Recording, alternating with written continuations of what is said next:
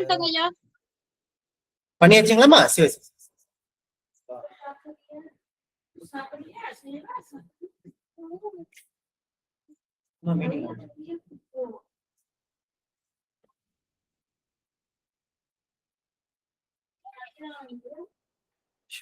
திருச்சிற்றம்பலம். வெற்றிவேல் முருகனுக்கு அரோகரா.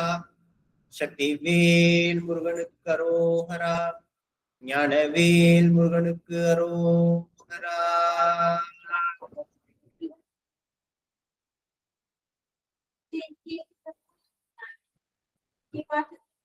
தெளிவு குருவின் திருமேனி காண்டல், தெளிவு குருவின் திருநாமம் செப்பல், தெளிவு குருவின் திருவார்த்தை கேட்டல், தெளிவு குரு குரு சிந்தித்தல் தானே. மனமெனும் தோணி பற்றி, மதியெனும் கோலை ஊன்றி, சினமெனும் சரக்கை ஏற்றி, செறிகடல் ஓடும் போது மனனெனும் பாறை தாக்கி, மறியும் போது அறிய ஒண்ணாது உனை உணும் உணர்வை நல்காய் ஒற்றியூர் உடைய கோவே. யாம் ஓதிய கல்வியும் எம் அறிவும் தாமே பெற வேலவர் தந்ததனால் பூமேல் மயல் போய் அறம் மெய் புணர்வீர் நாம் மேல் நடவோம் நடவோம் இனியே. வெற்றிவேல் முருகனுக்கு அரோகரா. எல்லாம் அல்ல பரம்பொருள் பொருளின் பெரும் கருணையினாலும் குருநாதருடைய அருளினாலும் வேலுண்டு வினையில்லை குழுமம் மூலமாக நடைபெற்று கொண்டிருக்கும் மகா கந்த சஷ்டி விழாவின் 3ஆம் நாளான இன்று இங்கே எழுந்தருளி உள்ள அத்துணை அடியார் பெருமக்களினுடைய பொன்னார் திருவடிகளையும் அடியேன் மன மொழி மெய்களினாலே வழிபாடு செய்து வருகின்றேன். தங்கள் அனைவரையும் வேலுண்டு வினையில்லை குழுமம் வருக வருக என்று இருகரம் கூப்பி வரவேற்கின்றது. இன்று நாம் 3வது நாளிலே இங்கே கூடி உள்ளோம். இன்றைய நாள் காலை கந்தசஷ்டி கவசம் பாராயணம் செய்து காலை 10 மணிக்கு திருச்செந்தூர் அகவல் பாராயணம் செய்து இன்றைய இனிய மாலை பொழுதிலே பெருமானுடைய கருணையினாலே அழகான பெருமானோடு நமக்கும் பெருமானுக்கும் இருக்கக்கூடிய இந்த இடைவெளியை குறைக்கக்கூடிய குருலிங்க சங்கம வழிபாடு என்று சொல்லக்கூடிய இந்த நிலையிலே அற்புதமாக என்று சொற்பொழிவு நிகழ உள்ளது. அந்த சொற்பொழிவு நிகழ்ச்சியை தவிர்த்து இன்றும் நிறைய அற்புதமான நிகழ்வுகளும் இங்கே நடைபெற உள்ளன. எம்பெருமானுக்கு குழந்தைகள் அற்புதமாக திருப்புகழ் பாராயணம் செய்ய உள்ளார்கள். இன்றைய நிகழ்ச்சி நிரலானது திருவிளக்கு ஏற்றுதல் தொடங்கி வாழ்த்து பாடல் பாடி, நால்வர் துதி பாடல் பாடி, அதனைத் தொடர்ந்து திருப்புகழ் பாராயணம் செய்து, அதனைத் தொடர்ந்து வரவேற்புரை சொற்பொழிவு, அதனைத் தொடர்ந்து நன்றியுரை அனுபவ உரை என்கின்ற நிகழ்ச்சி நிரல்படி சிறப்பாக நடைபெற உள்ளது. இந்த நிகழ்விலே முதல் நிகழ்வாக இன்று பெருமானி இந்த நிகழ்விலே அவனுடைய அருளை பிராண பிரதிஷ்டை செய்யும் பொழுது திருவிளக்காக இறைவனுடைய உருவானது உருவாகவும் அருவுருவாகவும் இருக்கக்கூடிய இறைவனை இங்கே நாம் ஜோதி ஸ்வரூபமாக திருவிளக்கு ஏற்றி அந்த திருவிளக்கிலே பெருமானுடைய அருளை பிராண பிரதிஷ்டை செய்து அந்த அருளை ஆதாரமாக வைத்து இன்றைய நிகழ்வுகளை நாம் தொடங்க உள்ளோம். அதன் கண் இப்பொழுது நாம் திருவிளக்கு ஏற்ற உள்ளோம். அடியேன் ஒவ்வொரு அடியார்களினுடைய பெயரை கூப்பிடும் பொழுதும் அந்த அடியார்கள் எழுந்தருளி அவங்க அன்மியூட் செய்து வெற்றிவேல் முருகனுக்கு அரோகரா, சக்திவேல் முருகனுக்கு அரோகரா, ஞானவேல் முருகனுக்கு அரோகரா என்று ஞானத்தின் முழு முதல் பொருளாக இருக்கக்கூடிய இறைவனை அங்கே எழுந்தருள செய்யுமாறு அன்போடு அழைக்கின்றேன். சிவசிவா, அடியனுடைய ஸ்கிரீன் அடியார்களுக்கு தெரியுதுன்னு நினைக்கிறேன். தெரியுதுங்க ஐயா. சிவ சிவ சிவ, அற்புதம் அற்புதம். மகிழ்ச்சிக சுவாமி சிவாயனர். முதலாவதாக இங்கு திருவிளக்கு ஏற்ற வருபவர் சிவ திரு சுதா அம்மா அவர்கள்.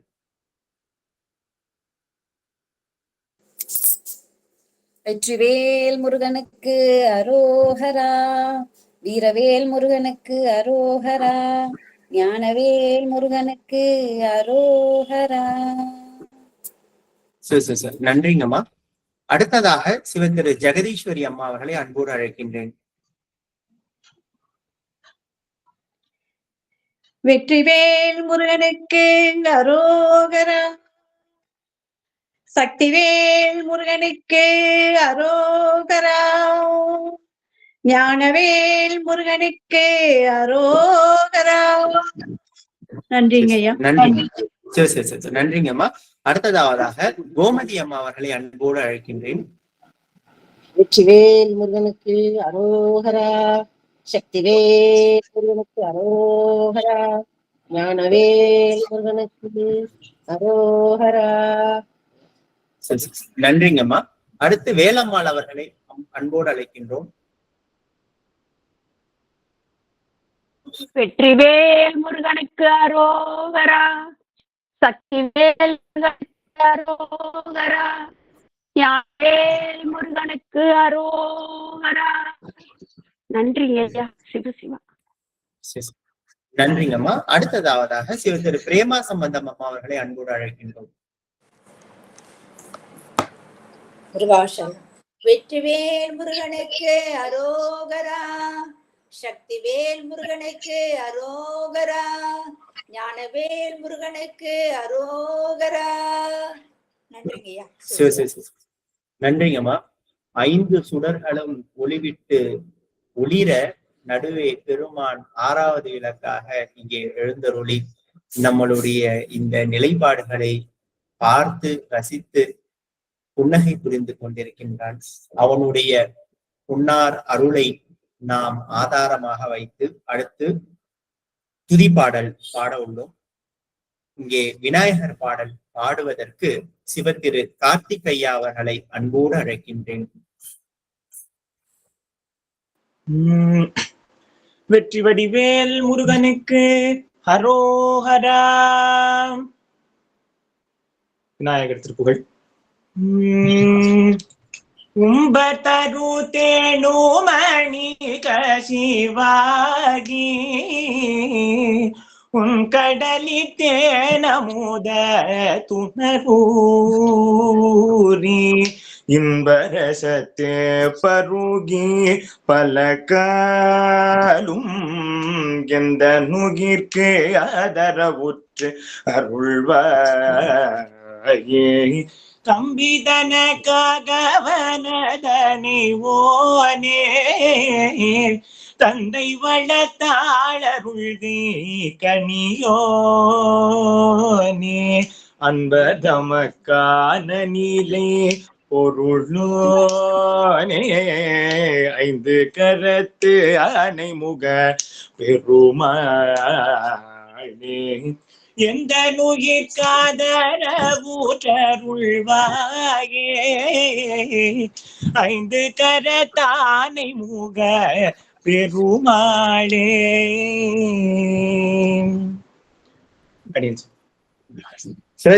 வெற்றிவேல் முருகனுக்கு அரோகரா அரோகரா அரோகரா. அடியார்களுக்கு ஒரு விண்ணப்பம். ஸ்கிரீன்ல பேசுறவங்க வீடியோ ஆன் பண்ணி பேசுங்க சுவாமி. உங்களுடைய முகமும் இதுல இதாகவும் ரெக்கார்டிங்ல இருக்கிறதுனால உங்களுடைய முக தரிசனம் எங்களுக்கு கிடைக்கும். மகிழ்ச்சிங்கய்யா.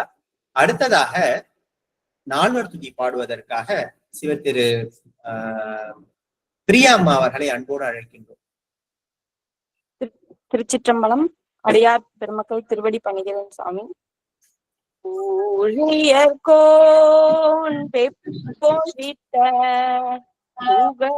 புகழியர்கோன் கழல் போற்றி ஆனிமிசை கல்மிதப்பில் அணைந்த பிரான் அடி போற்றி வாலி திரு நாவலூர் வந்தொண்ட பதம் போற்றி ஊழிமதி திருவாள் ஊரத்திலே தால் போற்றி கொற்றாலும் துணை திருச்சிற்றம்பலம். மிக்க மகிழ்ச்சிங்க சுவாமி. பெருமானுடைய பெரும் கருணையினாலே இன்று நாம் குருநாதரனுடைய அந்த அருளையும் இறைவனுடைய விநாயகர் பெருமானுடைய திருவருளையும் இங்கே நாம் துதித்து அடுத்து தமிழ் வளர்த்த இறைவனுக்கும் இந்த சமுதாயத்திற்கும் தமிழிலாலே பாமாலை சூட 8 குழந்தைகள் என்று எழுந்தருளியுள்ளார்கள். அவர்கள் அனைவரும் திருப்புகழை பெருமானுடைய திருவடிக்கு விண்ணப்பம் வைக்க வந்துள்ளார்கள் என்று பெருமான் ஒவ்வொரு பாடல்களையும் ஒவ்வொரு அபிஷேகமாக எடுத்து அருள உள்ளார். அப்படி முதல் பாடல் இன்று சினத்தவர் முடிக்கும் என்கின்ற திருப்புகழினுடைய பெருமையை உணர்த்தும் இந்த திருப்புகழை பாடுவதற்கு சிவத்திரு சாஸ்வதா என்கின்ற குழந்தையை பெருமானுக்கு பன்னீர் அபிஷேகம் செய்வதற்கு அன்போடு அழைக்கின்றோம். சிவத்திரு சாஸ்வதா அவர்கள்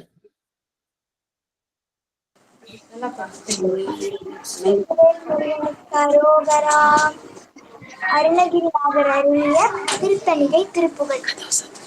சினத்தவர் முடிக்கும் பகைத்தவர் குடிக்கும் செகுத்தவர் உயிர்த்து சினமாக சிரிப்பவர் தமக்கும் பழிப்பவர் தமக்கும் திருப்புகழ் நெருப்பென்றறிவோம் யாம். நினைத்ததும் அளிக்கும் மனதையும் முறுக்கும் நிசி கருவருக்கும் பிறவாமல் நெருப்பையும் எரிக்கும் பொறுப்பையும் இடிக்கும் இறை புக உரைக்கும் செயல்தாராய். தன தன தன தந்தி மிதி மிதி மிதம் தகு தகு தகு தம் தன பேரி தடு டுடு டுடு துண்டன துடனுடக்க தல துடன் அடக்கும் கொடு சூரர்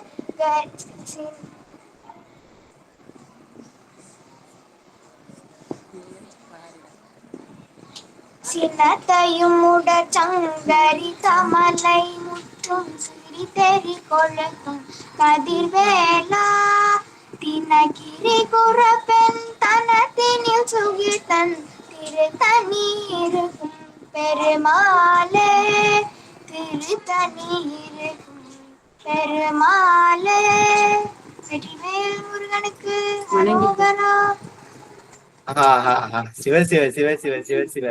ரொம்ப அற்புதம் சுவாமி. தங்களுடைய திருவடிகளை அடியின் மனமொழிமைகளினால் வழிபாடு செய்திருக்கின்றேன். அற்புதமாக திருத்தணியிலே எழுந்தருளி இருக்கும் பெருமானுடைய திருவடிகளை போற்றி பாடிய சாஸ்வதா அவர்களுக்கு எங்களுடைய மனமார்ந்த நன்றிகள். அடுத்ததாக எனக்கென யாவும் என்கின்ற திருத்தணி திருப்புகழை பாடுவதற்கு ஷெரின் வின்சி மேரி என்கின்ற குழந்தை இங்கே எழுந்தருளியுள்ளார்கள். ஷெரின் வின்சி மேரி தங்களின் வசம். சிவாய நம சிவாய. வெற்றிவேல் முருகனுக்கு அரோகரா. திருத்தணிகை திருப்புகள் அழுதியவர் அருகிரிநாதர். எனக்கென யாவும் படைத்திட நாடும் இலைப்பொடு காலம் தனிலோயா எடுத்திடு காயம் தனை கொடு மாயம் இலச்சியலாதன் பவமாற உனை உனை பல நாளும் திருப்புகளாலும் குறைத்திடுவாதன் குளிர் மேல்வி உணர்த்திய போதே தனை பிரியாதன் உளச்சரணாலும் தொழுவேனோ.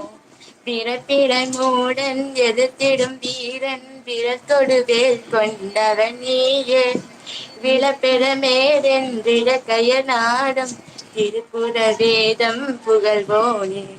சிறப்பொரு சூரன் தலை கொடு வேடன் சிறத்திடை மாறும் முருகோனே. திணைப்புறமோவும் குடற்கொடியோடும் திருத்தணி மேவும் பெருமானே புலச்சரணாடும் தொழுதேனோ. வெற்றிவேல் முருகனுக்கு அரோகரா. வேல் முருகனுக்கு அரோகரா அரோகரா. பெருமானுக்கு இது பழ ரசம் தான் இந்த பாடல். அற்புதம் அற்புதம் சுவாமி. அடுத்து சிவத்திரு அஸ்ரிகா என்கின்ற குழந்தை பக்தியால் என்கின்ற திருப்புகழை ரத்னகிரி பெருமான் மீது பாடப்பட்ட திருப்புகழை பாட அன்போடு எழுந்தருளியுள்ளார்கள்.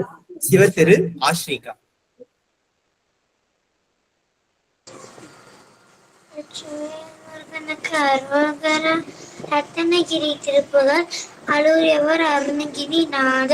பக்தியால் யான் உன்னை பல காலும் பற்றியே மாதிரு புகழ் பாடி முத்தனாமாறன் பெகுள் வாழ்வில் முற்றியே சேவத்து கருள் ஏ உத்தமதான சகுனியா ஒப்பிலா மாமன் கிரிவாசா வித்தகான்யாக சத்தினி பாடா வெற்றிவேல் யாயுட பெருமானே முற்றியே சேவத்துக்கு அருள்வாளே வெற்றிவேல் முருகனுக்கு அரோகரா.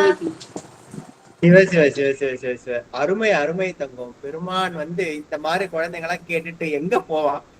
அருமையாக ரத்னகிரி முருகன் மீது பக்தியால் என்கின்ற பாடலை பாடிய சிவத்திரு ஆசிரிகா அவர்களுக்கு அடியனுடைய மனமார்ந்த நன்றிகள். அடுத்து இருவினை பிறவி என்று பாண்டி கொடுமுடி அங்கே எழுந்தருளியிருக்கின்ற முருகன் மீது பாடிய இருவினை பிறவி என்கின்ற திருப்புகழை பாடுவதற்கு சாய் பிரத்யோன் என்கின்ற குழந்தை எழுந்தருளி பாட உள்ளது. சிவத்திரு சாய் பிரத்யோன். வெற்றிவேல் முருகனுக்கு அரோகரா. திரு பாண்டி கொடுமுடி.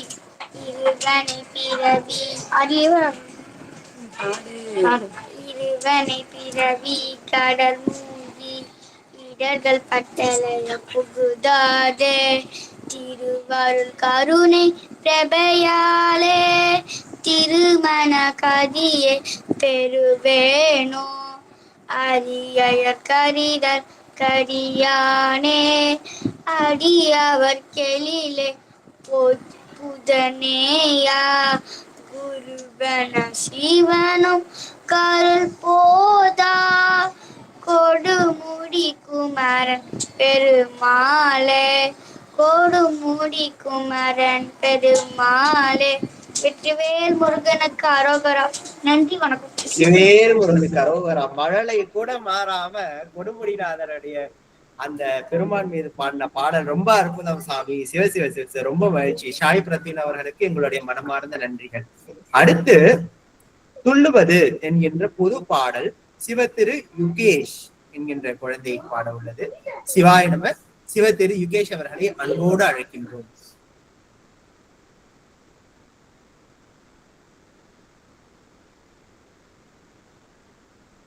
மியூட்ல இருக்கீங்க சுவாமி.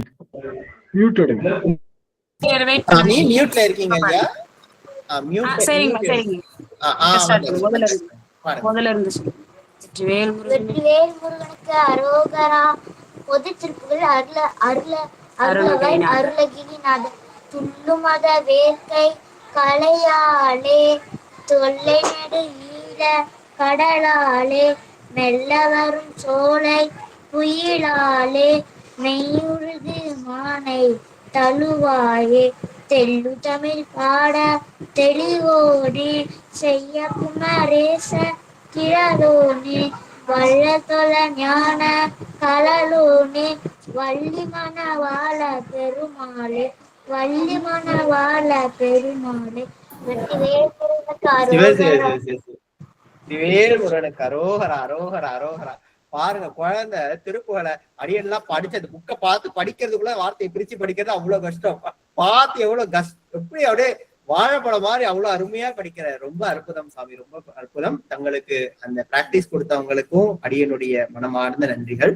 அடுத்து பாதிமதி என்கின்ற பாடலை அதாவது சுவாமிமலை திருப்புகள் பாடுவதற்கு ஹேமவர்ணா என்கின்ற குழந்தையை அன்போடு அழைக்கின்றோம். ஹேமவர்ணா, தங்களுடைய சிவாயம். திருச்சிற்றம்பலம். அருணகிரிநாதர் அருளிய செய்த சுவாமிமலை திருப்புகள். வெற்றிவேல் முருகனுக்கு அரோகரா. பாதிமதி நதி போது மணி சடை நாதன் அருளிய குமரேசா பாகு கனி மொழி மாது குரமகள் பாதம் வருடிய மணவாளா காது மொருவிழி காக முர அருள் மாயனரி அதுபோனே காலனை அணுகாமல் உனதிரு காலில் வழிவள் அருள்வாயே ஆதியனோடு தேவன் சுரலுரகால் பகையுறு சிறை விழா ஆடும் மயிலினேறிய மரங்கள் சூதமிழவல விளையோனே சூதமிகவல சோலை மருவு சுவாமி மலைதனில் உறைவோனே சூரனுடலரவாரி சுவரிட வேலை விடவல பெருமாளே வெற்றிவேல் முருகனுக்கு அரோகரா. சிவ சிவ சிவ சிவ சிவ சிவ அருமை அருமை தங்கம். அற்புதமாக சுவாமி மலை முருகன் மீது பாதிமதி பாடிய ஹேமவர்ணா அவர்களுக்கு அடியனுடைய மனமார்ந்த நன்றிகள். அடுத்து ஜனனி பிரியா என்கின்ற குழந்தை ஆறுமுகம் பழனி முருகன் மீது பாடுவதற்கு வருகின்றார்கள். உங்களுக்கு ஜனனி பிரியா அவர்களை அன்போடு அழைக்கின்றோம்.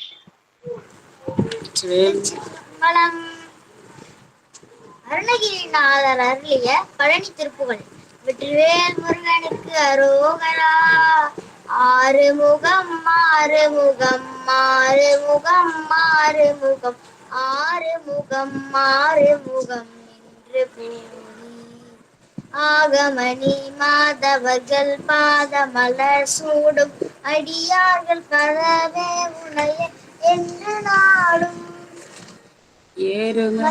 வாகன குபாசரவணாயனதி ஈசனன மானமுன என்று போலும் ஏழைகள் ஈயா குளம் வேதன வினாவும் தேவர் புகழ் வாழ்வரை சொல்லாதோ நீருபடு மாலை கொடு மேனியவர் வேளாணி நீரமயில் வாக உமை தந்த வேளே நீசகடம் மோடனது தீவினை எல்லாம் அழிய நீடுதனில் வேல் விடும் அடங்கல் வேளா சீறி வரும் மாலவுணனாவினுடும் மாலைக்கும் சீறி வரும் மாலவுணனாவினுடும் மாலை முக தேவ துணை வாசிகரின் சவுண்டப்படுங்க சேரும் அழகார் பழனி வால்குமரரே பிரம தேவர் வரதா முருகர் தம்பிரானே முருகர் தம்பிரானே முருகர் தம்பிரானே. வெற்றிவேல் முருகனுக்கு அரோகரா. சிவ சிவ சிவ சிவ சிவ சிவ இவ்வளவு பெரிய பாடலை எந்த ஒரு இதுவும் இல்லாம எவ்வளவு அற்புதமா பாடிருக்கீங்க செல்லம். ரொம்ப அற்புதம் அற்புதம். ஜனனி பிரியா அவர்களுக்கு அடியனுடைய மனமார்ந்த நன்றிகள். அடுத்து முத்தை தரு பக்தி திருநகை திருவருணை பாடல் பாடுவதற்கு அஸ்வதி என்கின்ற குழந்தையை அன்போடு அழைக்கின்றோம். சிவாய வெற்றிவேல் முருகனுக்கு அரோகரா. திருவருணை திருப்புகள் அருளியவர் அருணகிரிநாதர். ராகம் சண்முகப்பிரியா. தாளம் விஸ்வசா. முத்தை தரு பக்தி திருநகையத்திக்கிற சக்தி சரவண முத்து கொருதித்து குருபர என போதும் முக்கட்பரமற்கச்சரதையின் முற்பட்டது கற்பித்திருவர் முற்பட்ட முகத்து தமரரு அடிப்பேன பட்டு தலை தத்தை கனைதொடு ஒற்றை கிரி மத்தை பருதரு பட்ட பகல் வட்ட திகிரியில் இரவாக கத்தற்கிறதத்தை கடவிய பற்றை புயல் பெற்ற தகுபொருள் பட்சத்தோடு ரட்சித்தருள்வது ஒரு நாளே தித்தித்தயவத்த பரிபுரணத்த பதம் வைத்து பைரவி திக்கொட்ட நடிக்க அழுதொடு கழுதாட திக்குப்பரியட்ட பைரவர் தொக்கு தொகு தொக்கு தொகு தொகு சித்திரப்பபுரிக்க திரிகடகயன போதும் கொத்துப்பறை கொட்ட கலமிசை குக்கு குகு குக்கு குத்துப்பறை மிக்க பிடியன புதுகூகை கொட்புற்றல நட்புற்றனவரை வெட்டு பலியிட்டு குலகிரி குத்து பதவத்து வரபல பெருமாளே அருள்வது ஒரு நாளே வரபல பெருமாளே அருள்வது ஒரு நாளே. வெற்றிவேல் முருகனுக்கு அரோகரா. வெற்றிவேல் முருகனுக்கு அரோகரா அரோகரா அரோகரா. அற்புதம் அற்புதம் செல்லும். இப்போ நமக்கு முத்தை திரு பத்தி திருநகை பாடிய சிவத்திரு ஹாஸ்வதி அம்மா அவர்களுக்கும் அடியனுடைய மனமார்ந்த நன்றிகள்.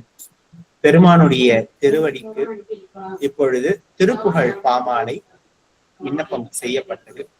இப்பொழுது நாம் சொற்பொழிவு என்கின்ற நிகழ்வுகளுக்குள்ளாரே நுழைய உள்ளோம்.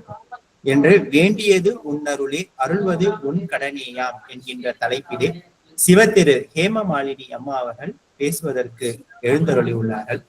அவர்களுக்கு வரவேற்புரை அளிப்பதற்கு சிவத்திரு ஷாருமதி அம்மா அவர்களை அன்போடு அழைக்கின்றோம். ஷாருமதி அம்மா, மேடை தங்கள் வசம். நன்றிங்க ஐயா. சிவாய நம. திருச்சிற்றம்பலம். சாயா அன்பினை நாள்தோறும் தழைப்பவர் தாயே ஆகி வளர்த்தனை போற்றி. தென்னாடுடைய சிவனே போற்றி, எந்நாட்டவர்க்கும் இறைவா போற்றி. வேலுண்டு வினையில்லை குழுமத்தின் தூண்களாக செயல்படும் அனைத்து ஒருங்கிணைப்பாளர்களின் திருவடியையும் இக்குழுமையிருக்கும் அனைத்து சீர் அடியார் பெருமக்களின் திருவடிகளையும் பணிந்து மற்றும் முதல் 2 நாட்களும் இன்றும் திருப்புகழ் பாடிய குழந்தைகள் அனைவரையும் பாராட்டி மகிழ்ந்து, முதல் 2 நாட்கள் நம் சிறப்பு அருளாளர்கள் மாஞானத்தை பெற்று இறைவன் திருவடி என்கின்ற முக்தியை அடைவது எப்படி என்ற ரகசியத்தை நமக்கெல்லாம் சிறப்பாக உரையாற்றினார்கள். அந்த ஞானமும் முக்தியும் முருகப்பெருமான் திருவடியில் தான் இருக்கின்றது என்று நமக்கு உணர்த்தினார்கள். அதே போல் இன்றும் நமக்கு நிறைய கடமைகள் இருந்தாலும் அந்த கடமைகளில் ஒழுக்கமாக இருந்து அறம் செய்து, குடும்ப கடமைகளிலும் ஒழுக்கமாக இருந்து, இத்தனை கடமைகளுக்கும் நடுவிலும் நாம் வேண்டுவது முருகப்பெருமானின் அருளே. அந்த அருளை நமக்கு தருவது முருகப்பெருமானின் ஒரே கடமையாம். அதனால் நாம் ஒரு அடி எடுத்து வைத்து முருகப்பெருமானின் அருளை வேண்டினால் முருகப்பெருமான் உடனே மயில் மீது வேல் கொண்டு வள்ளியம்மையுடன் வந்து அவரது முதல் கடமையாக அருளை நமக்கு தந்து அனைத்து உயிர்களையும் அவர் திருவடியில் சேர்த்துக் கொள்வார் என்ற ரகசியத்தை மேலும் இன்னும் சிறப்பாக இன்று நமக்கு சிவத்திரு ஹேமமாலினி சேகர் அம்மா அவர்கள் வேண்டியது உன் அருளே அருளுவது உன் கடனேயாம் என்ற கந்தகுரு கவசத்தில் வருகின்ற பாடல் வரிகளை தலைப்பாக கொண்டு உரையாற்ற வருகின்றார்கள். சிவத்திரு ஹேமமாலினி சேகர் அம்மா அவர்கள் MA இங்கிலீஷ் லிட்ரேச்சர் படித்திருக்கிறார்கள். ABC காலேஜ் மயிலாடுதுறையில் லெக்சரராக 4 ஆண்டு காலம் பணியாற்றி இருக்கிறார்கள்.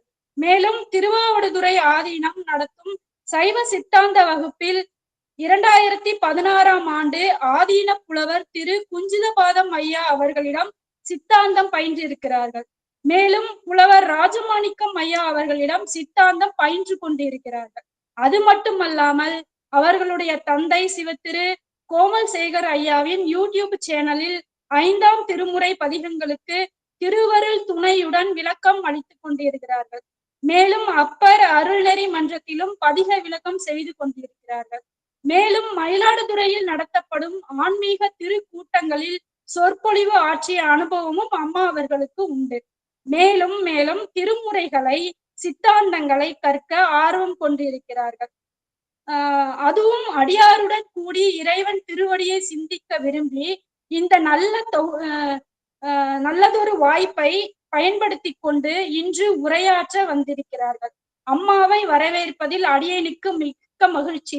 ஏனென்றால் அடியேனும் அம்மா ஆசிரியராக பணியாற்றிய ABC காலேஜ் மயிலாடுதுறையில் BSc மைக்ரோபயாலஜி படித்திருக்கிறேன் என்ற ஆனந்தத்தோடு சிவத்திரு ஹேமமாலினி சேகர் அம்மா அவர்களை வருக வருக என இருக்கரம் கூப்பி வேலுண்டு வினையில்லை குழுமம் சார்பாகவும் மற்றும் இங்கு குழுமியிருக்கும் சீர் அடியார்களின் சார்பாகவும் வரவேற்பதில் மிகுந்த மகிழ்ச்சி அடைகிறேன். இந்த வாய்ப்பை அடியேனுக்கு அளித்த சிவத்திரு பிரேமா அம்மா அவர்களுக்கும் நன்றி தெரிவித்து சிவத்திரு ஹேமமாலினி சேகர் அம்மாவை வரவேற்று அவர்களிடம் மேடையை ஒப்படைக்கின்றேன். நன்றி, வணக்கம். சிவாய.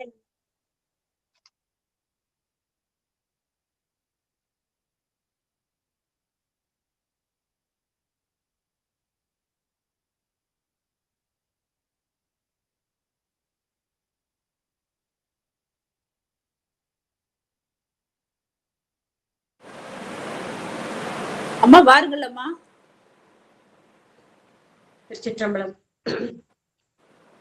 ஐந்துகரத்தனை ஆணைமுகத்தனை இந்தி நிலம்பிரை போலும் எயிற்றனை நந்தி மகன்றனை ஞான கொழுந்தினை புந்தியில் வைத்து அடி போற்றுகின்றேன். உலகெல்லாம் உணர்ந்துவதற்கரியவன் நிலவுலாவிய நீர்மலி வேணியன் அழகில் சோதியன் அம்பலத்தாடுவான் மலர் சிலம்படி வாழ்த்தி வணங்குவான். திருச்சிற்றம்பலம். உலகெங்கிலும் நிறைந்திருக்கும் அனைத்து அடியார் பெருமக்களின் திருவடிகளையும் பணிந்து வணங்கிக் கொள்கின்றேன். இந்த மகா கந்த சஷ்டி பெருவிழாவை முன்னிட்டு சிறப்பாக வேலுண்டு வினைநிலை குழுமம் சிறப்பாக சொற்பொழிவினை நடத்தி வருகின்றார்கள். அந்த அமைப்பினர் அனைவருக்கும் எனது நன்றியை தெரிவித்துக் கொள்கின்றேன், எனது வணக்கத்தை தெரிவித்துக் கொள்கின்றேன். அமைப்பாளர் பிரேமா அம்மா அவர்களின் திருவடிகளை வணங்கிக் கொள்கின்றேன். தற்பொழுது வரவேற்பு உரை அளித்த சிவத்திருமதி சாருமதி அம்மா அவர்களை வணங்கிக் கொள்கின்றேன். நன்றியுரை நிகழ்த்த உள்ள தேவசேனாபதி ஐயா அவர்களின் திருவடிகளையும் வணங்கிக் கொள்கின்றேன். இதற்கு முன்பாக இந்த விழாவினை தொடங்கி வைத்து மிக அற்புதமாக நடத்தி கொண்டிருக்கும் ஐயா அவர்களையும் வணங்கிக் கொள்கின்றேன். மேலும் திருப்புகழ் பாராயணம் செய்த அனைத்து குழந்தைகளையும் மிக அற்புதமாக பாடினார்கள். மிகவும் மகிழ்ச்சியாக இருந்தது. அனைத்து குழந்தைகளும் இறைவனுடைய அருளை பரிபூர்ணமாக பெற்று சிறப்புடன் வாழ வேண்டும் என்று பிரார்த்திக்கின்றேன். எனக்கு இன்று கொடுத்திருக்கும் தலைப்பு வேண்டியது உன் அருளே, அருள்வது உன் கடனேயாம் என்பது. இந்த பொன்னான இந்த வரிகள் கந்த குரு கவசத்திலிருந்து கொடுக்கப்பட்டிருக்கின்றது. குருவருள் திருவருள் துணை கொண்டு இதை பற்றி நாம் சிந்திக்கலாம். அதாவது இந்த கந்த குரு கவசம் இதை இயற்றியவர் சத்குரு சாந்தானந்த சுவாமிகள். இவருடைய இயற்பெயர் சுப்பிரமணியன் என்பது. இவர் மதுரைக்கு அருகில் உள்ள ஒரு சிற்றூரில் பிறந்தவர். அந்தனர் குல மரபில் வந்தவர். இவர் தந்தையார் ராமசுவாமி. இவர் கருவில் இருக்கும் பொழுதே மாயாண்டி சுவாமி என்ற குருவின் ஆசியை பெற்றவர். அதனால் ஆன்மீகத்தில் மிகுந்த ஆர்வம் கொண்டு விளங்கினார். பல திவ்ய தேசங்களுக்கு பல திருத்தலங்களுக்கு சென்று இறைவனை தேடி போற்றி பாடி வணங்கி இருக்கின்றார். அப்படி ஆன்மீகத்தில் மிகுந்த பற்றுடையவராக இவர் விளங்கியிருக்கின்றார். பல அற்புதங்களையும் அப்படி எந்த ஒரு அடியாரும் மிகுந்த பற்றுடையவராக இருக்கும் பொழுது இறைவன் வந்து தவறாமல் அருள் புரிவார். அப்படி இறைவனுடைய அருளை பரிபூர்ணமாக பெற்றவராக இவர் இருந்திருக்கின்றார். இவர் புவனேஸ்வரி அம்மனுக்கும் ஒரு கோயில் அமைத்திருக்கின்றார். அம்மையின் ஆசியையும் பெற்றிருக்கின்றார். சேந்தமங்கலத்தில் ஸ்ரீ ஸ்வயம் பிரகாசர் என்ற குருவிடம் உபதேசம் பெற்றிருக்கின்றார். அவர் மூலமாக தான் இந்த ஸ்ரீ சாந்தானந்தர் என்ற தீக்ஷா நாமமும் பெற்றிருக்கின்றார். பிறகு சேலம் உடையார்பட்டி குன்றில் ஸ்கந்தகிரி உதயமானது. இங்கிருந்தபடியே ஸ்கந்த பெருமானை இவர் பூஜித்து வந்திருக்கின்றார். பிறகு இவருடைய அனுபவத்தின் மூலமாக தவத்தின் மூலமாக தன்னுடைய இறுதி காலம் நெருங்குகிறது என்பதை உணர்ந்து கொண்டு அங்கேயே தங்கி இறைவனை வணங்கி வந்திருக்கின்றார். பிறகு 2002ஆம் ஆண்டு அங்கு வந்து அவர் பரிபூரணம் அடைந்தார், சித்தியானார். அவருடைய சமாதியும் அங்கே அந்த ஸ்கந்தகிரியிலேயே இருக்கின்றது என்று கூறுகிறார்கள். இன்றளவும் அவர் ஸ்கந்த பெருமானை அங்கிருந்தபடியே பூஜித்துக் கொண்டிருக்கின்றார் என்று கூறுகின்றார்கள். அப்படி முருகப்பெருமானின் திருவருளை பரிபூர்ணமாக பெற்றவர் இவர். இவர் இயற்றியதுதான் இந்த கந்த குரு கவசம் என்பது. இந்த கந்த குரு கவசத்தில் என்ன சொல்கிறார்னா, பெருமான் எப்படிப்பட்டவர், இவர் வந்து முருகப்பெருமானை போற்றி பாடுகின்றார். முருகப்பெருமான் எப்படிப்பட்ட கருணையாளர் என்பதை விவரிக்கின்றார். முருகப்பெருமானை நாம் துதித்தால் எப்படி துதிக்க வேண்டும் என்பதையும் நமக்கு சொல்றார். அப்படி துதித்தால் அவர் நமக்கு என்ன மாதிரியான பேரருளை அவர் வழங்குவார் அப்படிங்கிறதையும் இந்த கந்தகுரு கவசம் முழுவதுமே மிக அழகாக பாடி கொடுத்திருக்கின்றார். அதிலும் பெருமானை வந்து என்ன சொல்றார் அப்படின்னா, கண்கண்ட தெய்வம் என்று விவரிக்கின்றார். முருகப்பெருமான் வந்து இந்த கலியுகத்திலே கண்கண்ட தெய்வமாக பெருமானை உள்ள முருகி கசிந்து நாம் வழிபட்டோம் அப்படின்னா அவர் நமக்கு நேரடியாக வந்து நமக்கு அருள் புரியும் கருணையாளனாக மிகவும் எளிய பிரானாக கந்த பெருமான் இருக்கின்றார். கலியுக வரதன் அப்படின்னு சொல்றாரு. கலியுக வரதன்னா இந்த கலியுகத்திலே நமக்கு வேண்டிய வரங்களை எல்லாம் வேண்டும்படியாக வந்து அருள் புரிபவராக முருகப்பெருமான் இருக்கின்றார் என்று போற்றுகின்றார். அப்படிப்பட்ட அந்த பெருமானை நம்ம எப்படி போற்ற வேண்டும் அப்படின்னு சொல்றார்.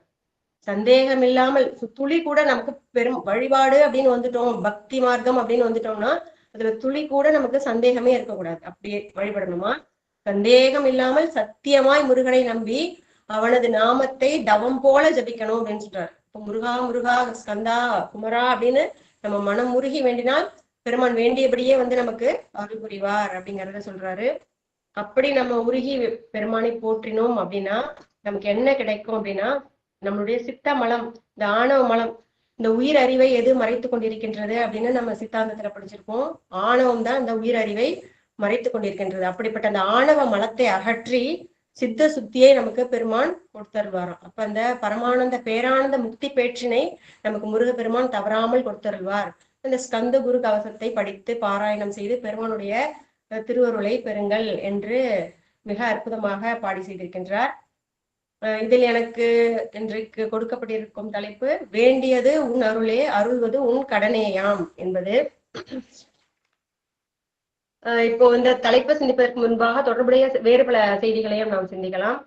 அதாவது இப்ப முருகப்பெருமான் வழிபாடு அப்படின்னு நாம் பார்த்தோம்னா இது வந்து பழங்காலம் தொட்டே முருகப்பெருமான் வழிபாடு இருந்து கொண்டு வந்திருக்கிறது அப்படிங்கிறது நமக்கு தெரியும். சேயோன் மேய மைவரை உலகம் அப்படின்லாம் சொல்லுவாங்க. அப்படி பண்டைய காலம் தொட்டே முருக வழிபாடு இருந்திருக்கு. நம்ம கண்ணப்ப நாயனார் வரலாறை பார்க்கும் பொழுது கூட கண்ணப்ப நாயனார் பிறப்பதற்கு முன்பாக அவருடைய பெற்றோர்கள் வந்து முருக வழிபாடு செஞ்சுதான் கண்ணப்ப நாயனாரை பெற்றார்கள் அப்படிங்கிறத நம்ம பெரிய புராணத்துல படிச்சு தெரிஞ்சுக்கலாம். இதுதான் சேயோன் வழிபாடு அப்படின்னு நம்முடைய பழந்தமிழர்கள் வந்து பெருமானை வழிபட்டு கொண்டிருக்கிறார்கள். தமிழ் கடவுள் அப்படிப்பட்ட முருகப்பெருமான் கருணை கொண்டு நமக்கு இன்றளவும் கலியுக வரதனாக நமக்கு வந்து அருள் புரிந்து கொண்டிருக்கின்றார். அவரை வந்து இந்த கந்த சஷ்டி விழாவில் நம்ம சிந்திக்கிறோம். அதாவது இறைவன் வந்து முருகப்பெருமான் வந்து எப்படி சிவபெருமானுடைய சொரூபமாக முருகப்பெருமான் இருக்கின்றார் அப்படின்னு தான் நம்ம சொல்லணும். முருகப்பெருமான் வேற இல்ல, சிவபெருமான் வேற இல்ல. இப்போ சிவபெருமானுடைய பேத சக்தி தான் முருகப்பெருமான். அதே மாதிரிதான் விநாயக பெருமானும் அப்படிதான், அம்மையும் அப்படிதான். அனைவரும் சிவபெருமானுடைய பேத சக்தி. பக்தர்களுக்கு அருள் புரிவதற்காக பெருமானே பல்வேறு வடிவம் கொண்டு வருகின்றார் அப்படின்னு நம்ம பாக்குறோம். இப்ப வந்து கணபதியை வந்து எதற்காக படைத்தார் பெருமான் அப்படின்னா இடர்களை களைவதற்காக, இந்த வழிபாட்டில் ஏற்படக்கூடிய இடர்களையும் தடைகளையும் தகர்ப்பதற்காக கணபதி என்னும் களிற்றினை பெருமான் நமக்கு அருளி செய்தார் அப்படின்னு நம்முடைய திருமுறைகள் கூறுகின்றன. அது போலவே முருகப்பெருமான் வந்து நமக்கு குருவாய் வந்து அருள் புரிவார். இப்போ சிவபரம்பொருளை நாம் போற்றி துதிக்கணும் அப்படின்னா நமக்கு தோன்றா துணையாகவோ குருவாக இருந்து நமக்கு வந்து முருகப்பெருமான் அருள் புரிவார். இப்ப முருகப்பெருமான் வேற இல்ல, சிவபெருமான் வேற இல்ல. பக்தர்களுக்கு வந்து உதவுவதற்காகவே முருகப்பெருமானை சிவபெருமான் நமக்காக கொடுத்து அருள் இருக்கின்றார். இதுதான் நமக்கு அந்த புராணத்துல கச்சிய பசவாச்சாரியர் ரொம்ப அழகாக சொல்லியிருப்பாரு. அருவமும் உருவமாகி அனாதியாய் பலவாய் ஒன்றாய் பிரம்மமாய் நின்ற ஜோதி பிழம்பு, பிரம்மமாய் நின்ற ஜோதி பிழம்பதோர் மேனியாகி கருணை சேர் முகங்களாரும் கரங்கள் 12 கொண்டே ஒரு திரு முருகன் வந்தாங்கு உதித்தனன் உலகம் உய்ய அப்படின்னு சொல்லியிருப்பார். அப்ப எங்க இருந்து முருகப்பெருமான் தோன்றினார் அப்படின்னா அந்த ஜோதி பிழம்பு. அந்த ஜோதி பிழம்பு எப்படி இருக்கு? அருவமும் உருவமாகி அனாதியாய் பலவாய் நின்ற அந்த ஜோதி பிழம்பு தான். அந்த ஜோதி பிழம்பு எது அப்படின்னா சிவபரம்பொருள் தான். நம்ம அருணாச்சலேஸ்வரராக பெருமான் வந்து அண்ட சராசரங்களையும் கடந்து நின்ற அந்த ஜோதி பிழம்பு தான் இந்த முருகப்பெருமானாக வந்து இங்கு உதித்திருக்கின்றது.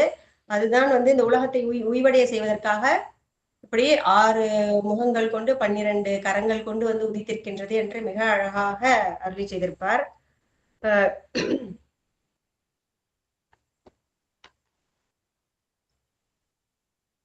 இப்போ ஒவ்வொரு ஆன்மாக்களும் ஒரு ஒரு படிநிலையில இருப்பாங்க.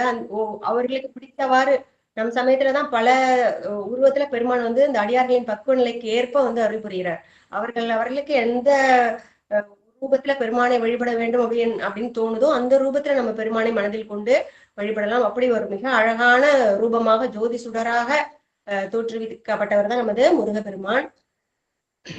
அப்ப வந்து இதுல நம்ம இப்ப கந்தகுரு கவசத்திலேயே கூட பார்க்கலாம். அடிமுடி அறிய ஒன்னா அண்ணாமலையானே அப்படின்னு கூட சொல்லுவாரு. அருணாச்சல குமரா அருணகிரிக்கு அருளியவான்னு பாடுறாரு. இப்ப அடிமுடி அறிய ஒன்னா அண்ணாமலையானேன்னா அந்த அண்ணாமலையாராக யார் என்றது முருகப்பெருமான் வந்து இங்க வந்திருக்காரு. அண்ணாமலையாராகவே இங்க முருகப்பெருமான் வந்திருக்காரு. இப்ப சிவபரம்பொருளும் முருகப்பெருமானும் ஒன்றே என்பதை நாம தெளிவாக முதல்ல தெரிஞ்சுக்கணும். அவர் வேறு இவர் வேறு அப்படின்னு சொல்லவே கூடாது. முருகப்பெருமானும் சிவபெருமானும் ஒருவரே அப்படிங்கிறத தெரிஞ்சுக்கணும். அப்ப இப்படிப்பட்ட இந்த முருகப்பெருமானை நாம் குருவாக கொண்டு வழிபட்டு எதை நமக்கு கிடைக்கிறதுக்காக பெருமானிடம் வேண்டிக் கொள்ளணும் அப்படின்னா இந்த சிவானுபூதிய நம்ம பெற்றுக்கொள்ளணும் அப்படின்னு சொல்றாரு. கந்தகுரு கவசத்திலே செங்கோட்டு வேளவா சிவானுபூதி தாரும் சிக்கல் சிங்கார வேலனே ஜீவனை சிவமாக்கிடுவாய் அப்படின்னு தான் வேண்டுறார். இப்ப ஜீவனை வந்து நம்ம சிவமாக்கணும் அப்படின்னா நமக்கு இந்த உயிர்களுக்கு உயிர்களை அந்த வழிக்கு இட்டு செல்வதற்கு குருவாக நமக்கு வந்து கண்கண்ட தெய்வமாக வரக்கூடியவர் நம்முடைய முருகப்பெருமான். அவருடைய துணை கொண்டு நாம் பழகி கொண்டே இருந்தோம், அந்த பக்தி மார்க்கத்தில் நாம் பழகி கொண்டே இருந்தோம் அப்படின்னா நமக்கு கண்டிப்பாக அந்த முக்தி பெறு என்பது கிட்டும் என்பது சந்தேகமே இல்லை. பிறகு பார்த்தோம் அப்படின்னா இந்த 12 திருமுறைகள் நமக்கு இருக்குன்னு தெரியும். சைவத்துல சிவபெருமானை போற்றுவதற்காக 12 திருமுறைகள் இருக்கு அப்படிங்கிறது தெரியும். அது போலவே முருகப்பெருமானுக்கும் கூட 12 திருமுறைகளை வந்து நம்ம கொடுக்கணும் அப்படின்னு நினைச்சு தணிகைமணி செங்கல்வராய பிள்ளை என்பவருக்கு ரொம்ப ஆவல் வந்துச்சான். அவர் என்ன பண்ணார் அப்படின்னா முருகப்பெருமானுக்கும் நம்ம வந்து 12 திருமுறைகளை நாம் செய்ய வேண்டும் என்று எண்ணி என்ன பண்றாரு அப்படின்னா முதல் திருமுறையாக திருப்பரங்குன்றம் திருப்புகழை பண்றாரு. 2வது திருமுறையாக திருச்செந்தூர் திருப்புகழ் இருக்கு. 3வது திருமுறையாக திரு ஆவினன்குடி திருப்புகழை அமைக்கிறாரு. அடுத்தது 4வது திருமுறையாக சுவாமிமலை திருப்புகழ் வருகின்றது. 5வது திருமுறையாக குன்றுதோராடல் திருப்புகழ் இருக்கின்றது. 6வது திருமுறையாக பழமுதிர் சோலை திருப்புகழும் 7வது திருமுறையாக பொது திருப்புகழும் வருகின்றது. 8வது திருமுறையாக கந்தர் அலங்காரமும் கந்தர் அனுபூதியும் வகுக்கப்பட்டிருக்கின்றது. 9வது திருமுறையாக திருவகுப்பு வருகின்றது. 10வது திருமுறையாக கந்தர் அனுபூதியை செய்திருக்கின்றார்கள். 11வது திருமுறையாக நக்கீரர் பரிபாடல் ஆசிரியர்கள் கல்லாடர் முதலியோர் முருகனை பற்றி பாடிய பாடல்கள் அதுல இருக்கு அந்த 11ஆம் திருமுறையில. இப்படி 11 திருமுறைகளே வந்து தணிகைமணி செங்கல்வராய பிள்ளை வகுத்துட்டாரு. இப்ப 12ஆம் திருமுறை, சைவத்துல 12ஆம் திருமுறையாக பெரிய புராணம் இருக்கு. அதற்கு ஈடாக இங்க நம்ம முருகப்பெருமானுக்கு எதை சமைப்பது, எதை வைப்பது, எதை அமைப்பது அப்படிங்கிறதுல அவருக்கு மிகப்பெரிய குழப்பம் ஏற்படுகின்றது. அப்படியே சிந்தித்து முருகனுடைய திருவடியை சிந்தித்துக் கொண்டே இருக்கின்றார். இதை எப்படியாவது நம்ம பண்ணிடுறோம் அப்படின்னு. அப்ப முருகனுடைய திருவருளால அவருக்கு சுந்தரர் உலா என்ற ஒரு நூலை படிக்கும் ஒரு வாய்ப்பு கிடைக்கின்றது. அந்த சுந்தரர் உலாங்கிற நூலை படிக்கும் பொழுது அவருக்கு அந்த சொல்லாடல், அந்த தமிழ் அதை படிக்கும்போது அவருக்கு ரொம்ப அதுல வந்து ஆட்பற்று விடுகின்றார். இதை எழுதிய ஆசிரியர் யார் அப்படின்னு தேடி அலைகிறாரு. அப்படி தேடும் பொழுது தேனூர் வரகவி வேசே சொக்கலிங்கனார் அப்படிங்கிறத தெரிஞ்சுக்கிறாரு. சரி, இவர்கிட்ட போய் நம்ம கேட்டோம் அப்படின்னா அந்த 12ஆம் திருமுறை என்ன பண்ணலாம் அப்படிங்கறது ஒரு கிடைக்கும், நமக்கு ஒரு அதை பற்றி தெரிஞ்சுக்கலாம் அப்படின்னு நினைச்சு அவரை போய் அணுகிறாரு. அப்ப அவர் என்ன பண்றாரு அப்படின்னா அவர்கிட்ட தன்னோட அந்த செய்தியை சொல்றாரு. இந்த மாதிரி 11 திருமுறைகள் முருகப்பெருமானுக்காக வகுத்துட்டோம். 12ஆம் திருமுறையாக நம்ம என்ன செய்யலாம் அப்படின்னு யோசிச்சுட்டு இருக்கோம், நீங்க ஏதாவது சொல்லுங்க ஐயா அப்படின்னு சொல்லும் பொழுது அவர் சொல்றாரு, சரி இப்ப வந்து இந்த முருகப்பெருமானுக்குன்னு அடியார்கள் இருப்பார்கள் இல்லையா, உலகங்களும் அடியார்கள் இருப்பார்கள், பெருமானுடைய அருளை பெற்ற அந்த தொண்டர்கள். ஏன்னா 12ஆம் திருமுறையினாலே அங்க பெரிய புராணத்துல சிவபெருமானுடைய அடியார்கள் பற்றிய செய்தி தான் இருக்கும். அதே போல இந்த 12ஆம் திருமுறையிலையும் முருக அடியார்களை பற்றிய செய்திகளை நாம் தொகுத்து அமைக்கலாம் அப்படின்னு சொல்லி 1 வருட காலத்திலேயே அவர் தன்னால் இயன்ற அளவில முயற்சி செய்து முருக அடியார்கள் பற்றி தொகுத்து 12ஆம் திருமுறையாக கொடுத்தார் அப்படிங்கிற செய்தியும் நமக்கு கிடைக்குது. இப்படியாக முருகப்பெருமான் மீது பற்று கொண்ட அடியார்கள் எங்குமே இருக்கின்றார்கள். என்னன்னா முருகப்பெருமான் வேண்டியதை வேண்டியபடியே அருள்வார். எப்போல்லாம் நம்ம பெருமானை நினைச்சு உருகி முருகா அப்படின்னு ஒரு தரம் சொன்னாலே போதும். அப்போ எப்படி சொல்லணும், அந்த முருகங்கிற பெயரை சும்மா போற போக்குல அப்படியே சொல்லிருக்கலாம, உள்ளம் உருகி கசிந்து அன்பால அவருடைய பெயரை முருகா முருகா அப்படின்னு சொன்னோம்னா அந்த கலிதோஷம் அத்தனையும் நீக்கி பெருமான் நமக்கு அருள் புரிவார். அப்படிப்பட்ட எளிவந்த பிரானாக முருகப்பெருமான் இருக்கின்றார்.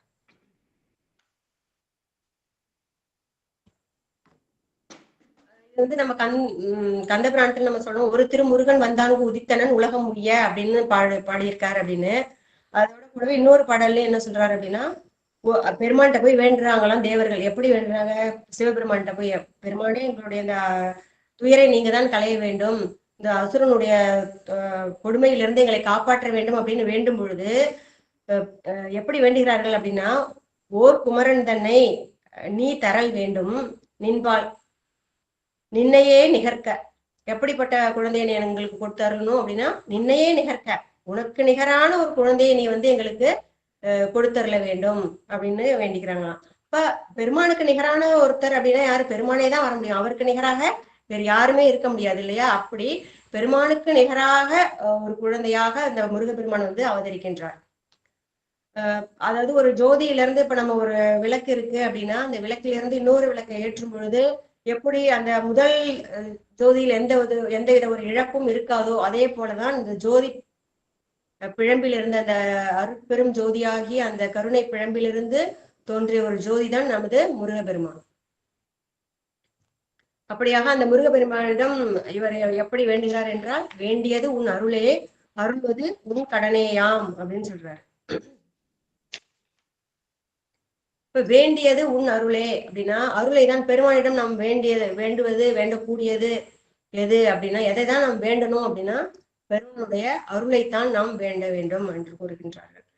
அதாவது இந்த வழிபாட்டிலேயே சொல்லுவாங்க, காமிய வழிபாடு நிஷ்காமிய வழிபாடு அப்படின்லாம் சொல்லுவாங்க. நம்ம இந்த உலகியலுக்காக இந்த உலகில நாம் பிறந்துட்டோம், அப்ப இந்த உலகியலுக்கு நமக்கு என்னென்னலாம் தேவை அப்படிங்கிறத மட்டுமே நம்ம பெருமானிடம் வேண்டக்கூடாது. அப்ப அதை வேண்டக்கூடாதுன்னா அப்ப என்ன மாதிரியான ஒரு மனநிலைமை இருந்தா நமக்கு அப்படி ஒரு சிந்தனை வரும். பெருமானுடைய அருள் மட்டும் எனக்கு போதும், வேற எதுவுமே வேண்டாம், பெருமானுடைய அருள் மட்டும் இருந்தால் போதும் அப்படின்னு நம்ம வேண்டுறோம்னா, அப்ப நம்முடைய மனநிலைமை எப்படி இருக்கணும், அந்த மனநிலைக்கு வருவதற்கு நாம் என்ன செய்ய வேண்டும் அப்படிங்கிறத பார்க்கணும். அதாவது வழிபாட்டுல நமக்கு ஒரு உறுதிப்பாடு இருக்கணும். உறுதியாய் பெருமானுடைய திருவடியை பற்றி கொள்ள வேண்டும். அங்க போய் இருந்துட்டு நம்ம ஆராய்ச்சி பண்ணிட்டு போகலாம், இது உண்மையா பொய்யா அப்படிங்கிற மாதிரியான எந்த வித நம்முடைய அறிவை கொண்டு, நம்முடைய அறிவு சிற்றறிவு, பெருமானுடைய அறிவு பேரறிவு, அப்படிப்பட்ட அந்த பேரறிவாளனை நம்முடைய சிற்றறிவு கொண்டு நம்ம எப்பொழுதுமே சோதிக்கவே முடியாது. பெருமான் இருக்கிறாரா இல்லையா அப்படிங்கிற எந்த சந்தேகமும் இல்லாம நமக்கு அருளாளர்கள் அருளி இருக்கின்றார்கள், பெருமான் இருக்கின்றார் என்று அவரை நேரடியாக கண்டு தரிசித்து அருளை பெற்ற அவர்கள் நமக்கு கூறும் பொழுது, அந்த குருவாக அவர்கள் அருளும் பொழுது அவர்களுடைய வாக்கினை நாம் அப்படியே கொண்டு அந்த வழிபாட்டில் நம்ம ஒரு உறுதிப்பாட்டினை கொள்ள வேண்டும். அது நம்மளுடைய முதல் தகுதியாக இருக்கணும். அப்படி இருக்கும் பொழுது என்ன செய்யணும்னா, நம்முடைய குணங்கள் எப்படி இருக்கணும் அப்படின்னு பார்க்கணும். அடுத்தது இந்த உலகத்தை நம்ம இந்த மாய உலகம் இதுல நம்ம இருக்கும்போது இந்த ஐம்புலன்கள் பற்றி நம்ம பார்க்கணும். இந்த ஐம்புலன்கள் எப்படின்னா மிகவும் வலிமையானது அப்படின்னு பார்த்திருப்போம். இந்த உலகியலை உண்மை அப்படின்னு நம்ம நம்ப வைக்கும். இந்த உலகியல்ங்கிறது உண்மை இல்லை, இது பொய். எதெல்லாம் மெய்யோ அதை பொய்யாக தோன்ற செய்யும், பொய்யை மெய்யாக தோன்ற செய்யும். அப்படிப்பட்ட ஒரு மாயத்தால் ஆனதுதான் இந்த உலக வாழ்க்கை. இதை நம்ம மெய்ய என்று நினைத்து இந்த ஐம்புலன்கள் நம்ம செலுத்தும் அந்த வழியிலேயே நாம் சென்று கொண்டிருக்க கூடாது. பெருமானை பற்றி நாம் தெரிந்து கொள்ள வேண்டும். மெய்ப்பொருள் எது என்பதை நாம் உற்று உணர்ந்து கொள்ள வேண்டும். அதற்கு நமக்கு அடிப்படை தகுதியாக என்ன இருக்கணும் அப்படின்னா, இந்த 6 வகை குற்றங்களாக சொல்வார்கள். காம, குரோத, லோப, மோக, மத, மாச்சரியங்கள் அப்படின்னு சொல்லக்கூடிய அந்த 6 வகையான குற்றங்களையும் நாம் களைய வேண்டும். அது மாதிரி அந்த குற்றங்களை எல்லாம் நம்ம மனதில கொண்டு பெருமானிடம் போய் நம்ம எவ்வளவுதான் வழிபாடு செய்தாலும் பெருமானுடைய அருள் நமக்கு கிட்டவே கிட்டாது இல்லைங்களா. நம்மளை முதல்ல தகுதிப்படுத்திக்கணும். அதுக்கு நம்ம தூய்மையானவர்களா இருக்கணும். இந்த ஐம்புலன்கள் நம்மளை இழுத்து சென்றாலும், ஏதாவது கோபிக்கும்படி செய்தாலும் கூட, எதன் மீதாக நாம் பற்றுக்கொள்ளும்படியாக செய்தாலும் கூட நம்ம என்ன செய்யணும், இல்ல இது பொய்யே, நமக்கு சித்தாந்தம் சொல்கிறது, நம்முடைய சைவம் சொல்கின்றது, இதெல்லாம் பொய்யே, இதெல்லாம் நினைச்சு நம்ம இப்பொழுதே இந்த அனைத்திற்கும் நம்ம ஆசைப்படக்கூடாது, கோபம் கொள்ளக்கூடாது அப்படின்னு நம்ம மனதை நம்ம அடக்கி ஆள வேண்டும் இல்லைங்களா. அந்த ஐம்புலன்களையும் நம்ம என்ன செய்யணும், அது கள்ள புலனைந்தும் காளா மணி விளக்கேன்னு திருமூலர் சொல்லுவாரு. அப்ப அந்த கள்ள புலன்கள் 5ம், ஏன் கள்ள புலன்கள்னு சொல்றாரு அப்படின்னா, அது 5ம் என்ன செய்யும், நம்ம இந்த உலகில இட்டு செல்லும் எது பொய்யோ அதை மெய் அப்படின்னு நம்மள நம்ப வச்சிரும். அந்த அளவுக்கு இப்ப பாருங்க, நம்ம இந்த உலகில பிறந்திருக்கோம், இது எல்லாமே உண்மை அப்படின்னு நம்பிடுறோம். இன்னும் இதுக்கு முன்னாடி பார்த்தா நம்முடைய முன்னோர்கள் எத்தனையோ பேர் இங்க பிறந்திருப்பார்கள், இருந்திருப்பார்கள், வாழ்ந்திருப்பார்கள். இப்பொழுது அவர்கள் எங்க இருக்கிறார்கள் எதுவுமே நமக்கு தெரியாது, மாயமா போயிட்டாங்க இல்லைங்களா. இப்போ நம்முடைய வாழ்க்கையும் இன்னும் கொஞ்ச நாள்ல அப்படிதான் ஆக போகுது அப்படின்னு நமக்கு தெரியும். தெரிஞ்சிருந்தாலும் கூட இந்த கொஞ்ச காலத்துக்காக நம்ம என்ன பண்றோம் அப்படின்னா, இந்த 6 வகை குற்றங்களையும் நம்ம சுமந்துகிட்டே தெரிஞ்சிட்டு இருக்கோம். இதுல நம்ம விட்டு ஒழிப்பதற்கான எந்த வித முயற்சியும் நம்ம எடுப்பதில்லை. அப்படி இருக்கக்கூடாது. இப்ப பெருமானை நாம் வழிபடணும், பெருமானுடைய அருளை நாம் பெற வேண்டும் அப்படின்னா முதலில் நம்மை நாம் தகுதியுடையவர்களாக ஆக்கிக் கொள்ள வேண்டும் அப்படிங்கறத தெரிஞ்சுக்கணும். இப்ப இந்த பிறவியை தான் மாயா பிறவி அப்படின்னு சொல்றாங்க. மாயா பிறவி, இது துயரிலங்கும் உலகு. இந்த உலகுங்கிறதே எப்படிப்பட்ட உலகம், துயரிலங்கும் உலகு அப்படின்னு திருஞான சம்பந்த சுவாமிகள் சொல்லியிருப்பாரு. அப்படி இந்த உலகுல பெருமான் நம்மை பிறக்க வைத்திருப்பது எதற்காக அப்படின்னா, மற்ற பற்றுகளை எல்லாம் விட்டு பெருமானுடைய திருவடியை பற்ற வேண்டும். பற்றுக பற்றற்றான் பற்றினை அப்படின்னு சொல்லுவாங்க இல்லையா. பற்றற்றானுடைய பற்றினை தான் நம்ம பற்றணும். எதற்காகனா மற்ற பற்றுகளை எல்லாம் விடுவதற்காக அப்படின்னு சொல்லியிருப்பாரு திருவள்ளுவர். இப்ப அந்த பற்றற்றவராக விளங்கும் சிவபெருமானுடைய திருவடிகளை நாம் எப்பொழுதும் பற்றி கொண்டு இருக்க வேண்டும். அப்ப சிவபெருமானா இங்க முருகப்பெருமானை தான் குறிக்கிறாங்க அப்படிங்கிறதையும் நாம் தெரிஞ்சுக்கணும். இதுல என்ன சொல்ல அருணகிரிநாதரும் கூட சொல்லுவார், இல்லே எனும் மாயையில் இட்டனை நீ அப்படின்னு. பெருமானி நீதானே கொண்டு வந்து என்னை இங்க பிறக்க வச்ச, இந்த மாயையில என்னை சிக்க வைத்தது யாரு? நீதான். நீ இல்லாம ஒரு செயலும் இல்லை, எனக்குன்னு என்ன செயல் இருக்கு? எந்த செயலும் கிடையாது. அப்படி மாயா லோகத்துல கொண்டு வந்து என்னை பிறக்க வைத்தது யார் அப்படின்னா நீதான். அப்ப நீதான் எனக்கு அருள் புரியவும் செய்யணும். இப்ப இல்லையினும் மாயையில் இட்டனை நீ அப்படின்னு பாடியிருப்பாரு. இந்த உலகத்துல இப்ப நம்ம பாக்குறோம், சாதாரணமாக பார்க்கும் பொழுது நேத்து வரைக்கும் இருந்தாங்க, இன்னைக்கு என்ன ஆனாங்கன்னு தெரியல, இன்னைக்கு என்ன ஆச்சுன்னே தெரியல, அவங்க இல்லை அப்படின்லாம் பேசுவோம். அதாவது நெருநல் உள்ளனொருவன் இன்றியில் எனும் பெருமை உடைத்தி உலகு. இப்படிப்பட்ட மாய வாழ்க்கை இது. இது வந்து மாய வாழ்க்கையை மதித்திரா வகை நல்கினான் அப்படின்லாம் பாடுவாங்க. இந்த மாய வாழ்க்கையை மதிச்சு இதுதான் உண்மை அப்படின்னு நம்பி நம்ம இந்த உடலுக்கு தேவையான விஷயங்களையே நம்ம செஞ்சுட்டு இருக்க கூடாது. பொருள், அதற்கான ஆடை ஆபரணங்களை தேடுவது, உணவு தேவைக்காக சேகரிப்பது, இதெல்லாம் செய்யணும் தான். எல்லாத்துக்குமே ஒரு அளவு இருக்கு. இதையெல்லாம் குறைச்சிக்கிட்டு பெருமானுடைய திருவடிகளை நாம் பற்றி கொள்ள வேண்டும். அது ஒரு கையால பெருமானை பற்றி கொண்டு மறு கையால இந்த உலகத்தில் நமக்கு பிறவின்னு கொடுக்கப்பட்டுச்சுன்னா வாழ்ந்துதான் ஆகணும். அப்போ அதுக்கான செயல்களை நாம் செய்யும் பொழுதே நம்முடைய மனத்தை பெருமானுடைய திருவடிகளிலே வைக்க வேண்டும் அப்படின்னு சொல்லுவாங்க. இதுதான் ராமகிருஷ்ண பரமஹம்சர் சொல்லுவாரு. ஒரு குழந்தை பெற்ற தாய் வந்து வீட்டில் உள்ள, இப்பதான் குழந்தை பிறந்திருக்கு, அது வந்து தொட்டில தூங்க வச்சுட்டு அம்மா வீட்டு வேலையில போய் ஏதாவது வேலை செஞ்சுட்டு இருக்காங்க அப்படின்னா அவங்களுடைய சிந்தனை முழுவதும் எங்க இருக்கும் அப்படின்னா அந்த குழந்தைய தூங்க வச்சுட்டு இருக்கோம், வந்திருக்கோம், குழந்தை என்ன பண்ணுதோ அழுதுங்கிற அந்த சிந்தனை எப்படி அவங்க குழந்தை மேலேயே இருக்கோ, அதே போலவே இந்த பூமியில நாம் வந்து பிறந்தாலும் கூட நம்ம என்ன செய்யணும், பெருமானுடைய அந்த அலுவல்களை செய்யும் பொழுதே, இந்த வேலைகளை எல்லாம் பார்க்கும் பொழுதே நம்முடைய சிந்தனை மட்டும் எங்க இருக்கணும் அப்படின்னா பெருமானுடைய திருவடிகளையே நம்ம வைத்திருக்க வேண்டும் என்று மிக அழகாக சொல்லியிருப்பாரு. இதுதான் கந்தகுரு கவசத்திலையும் சொல்றாரு. என்ன சொல்றாருன்னா, மித்தையாம் இவ்வுலகை மித்தை என்று அறிந்திருச்சை அப்படிம்பாரு. மித்தையாம் இவ்வுலகை மித்தை என்று அறிந்திருச்சை அப்படின்னு சொல்லுவாரு. மித்தை அப்படின்னா என்னன்னா பொய். இந்த உலகுங்கிறதே பொய்ன்னு சொல்லிட்டாரு. இந்த உலகமே பொய். இந்த பொய்யான இந்த உலகத்தை பொய்ன்னு நம்ம தெரிஞ்சுக்கணும்னாலே நமக்கு இறைவனுடைய திருவருள் வேண்டும். அதுக்குதான் தானே வந்து என் உலகம் புகுந்தான் அப்படின்லாம் சொல்லுவாங்க. பெருமானுடைய கருணை இருந்தா அவரே வந்து நம்மை வந்து ஆட்கொள்வார். இப்ப இந்த நம்ம என்ன செய்யணும்னா நம்ம அதுக்கு தகுதியானவர்களாக நம்மை நாம் ஆக்கிக் கொள்ள வேண்டும். அப்படி ஆக்கி கொண்டால் பெருமான் வந்து அவரே வந்து நமக்கு வந்து அருள் புரிவார். நமக்கு என்ன தேவையோ அதை பெருமானே வந்து செஞ்சிருவார்.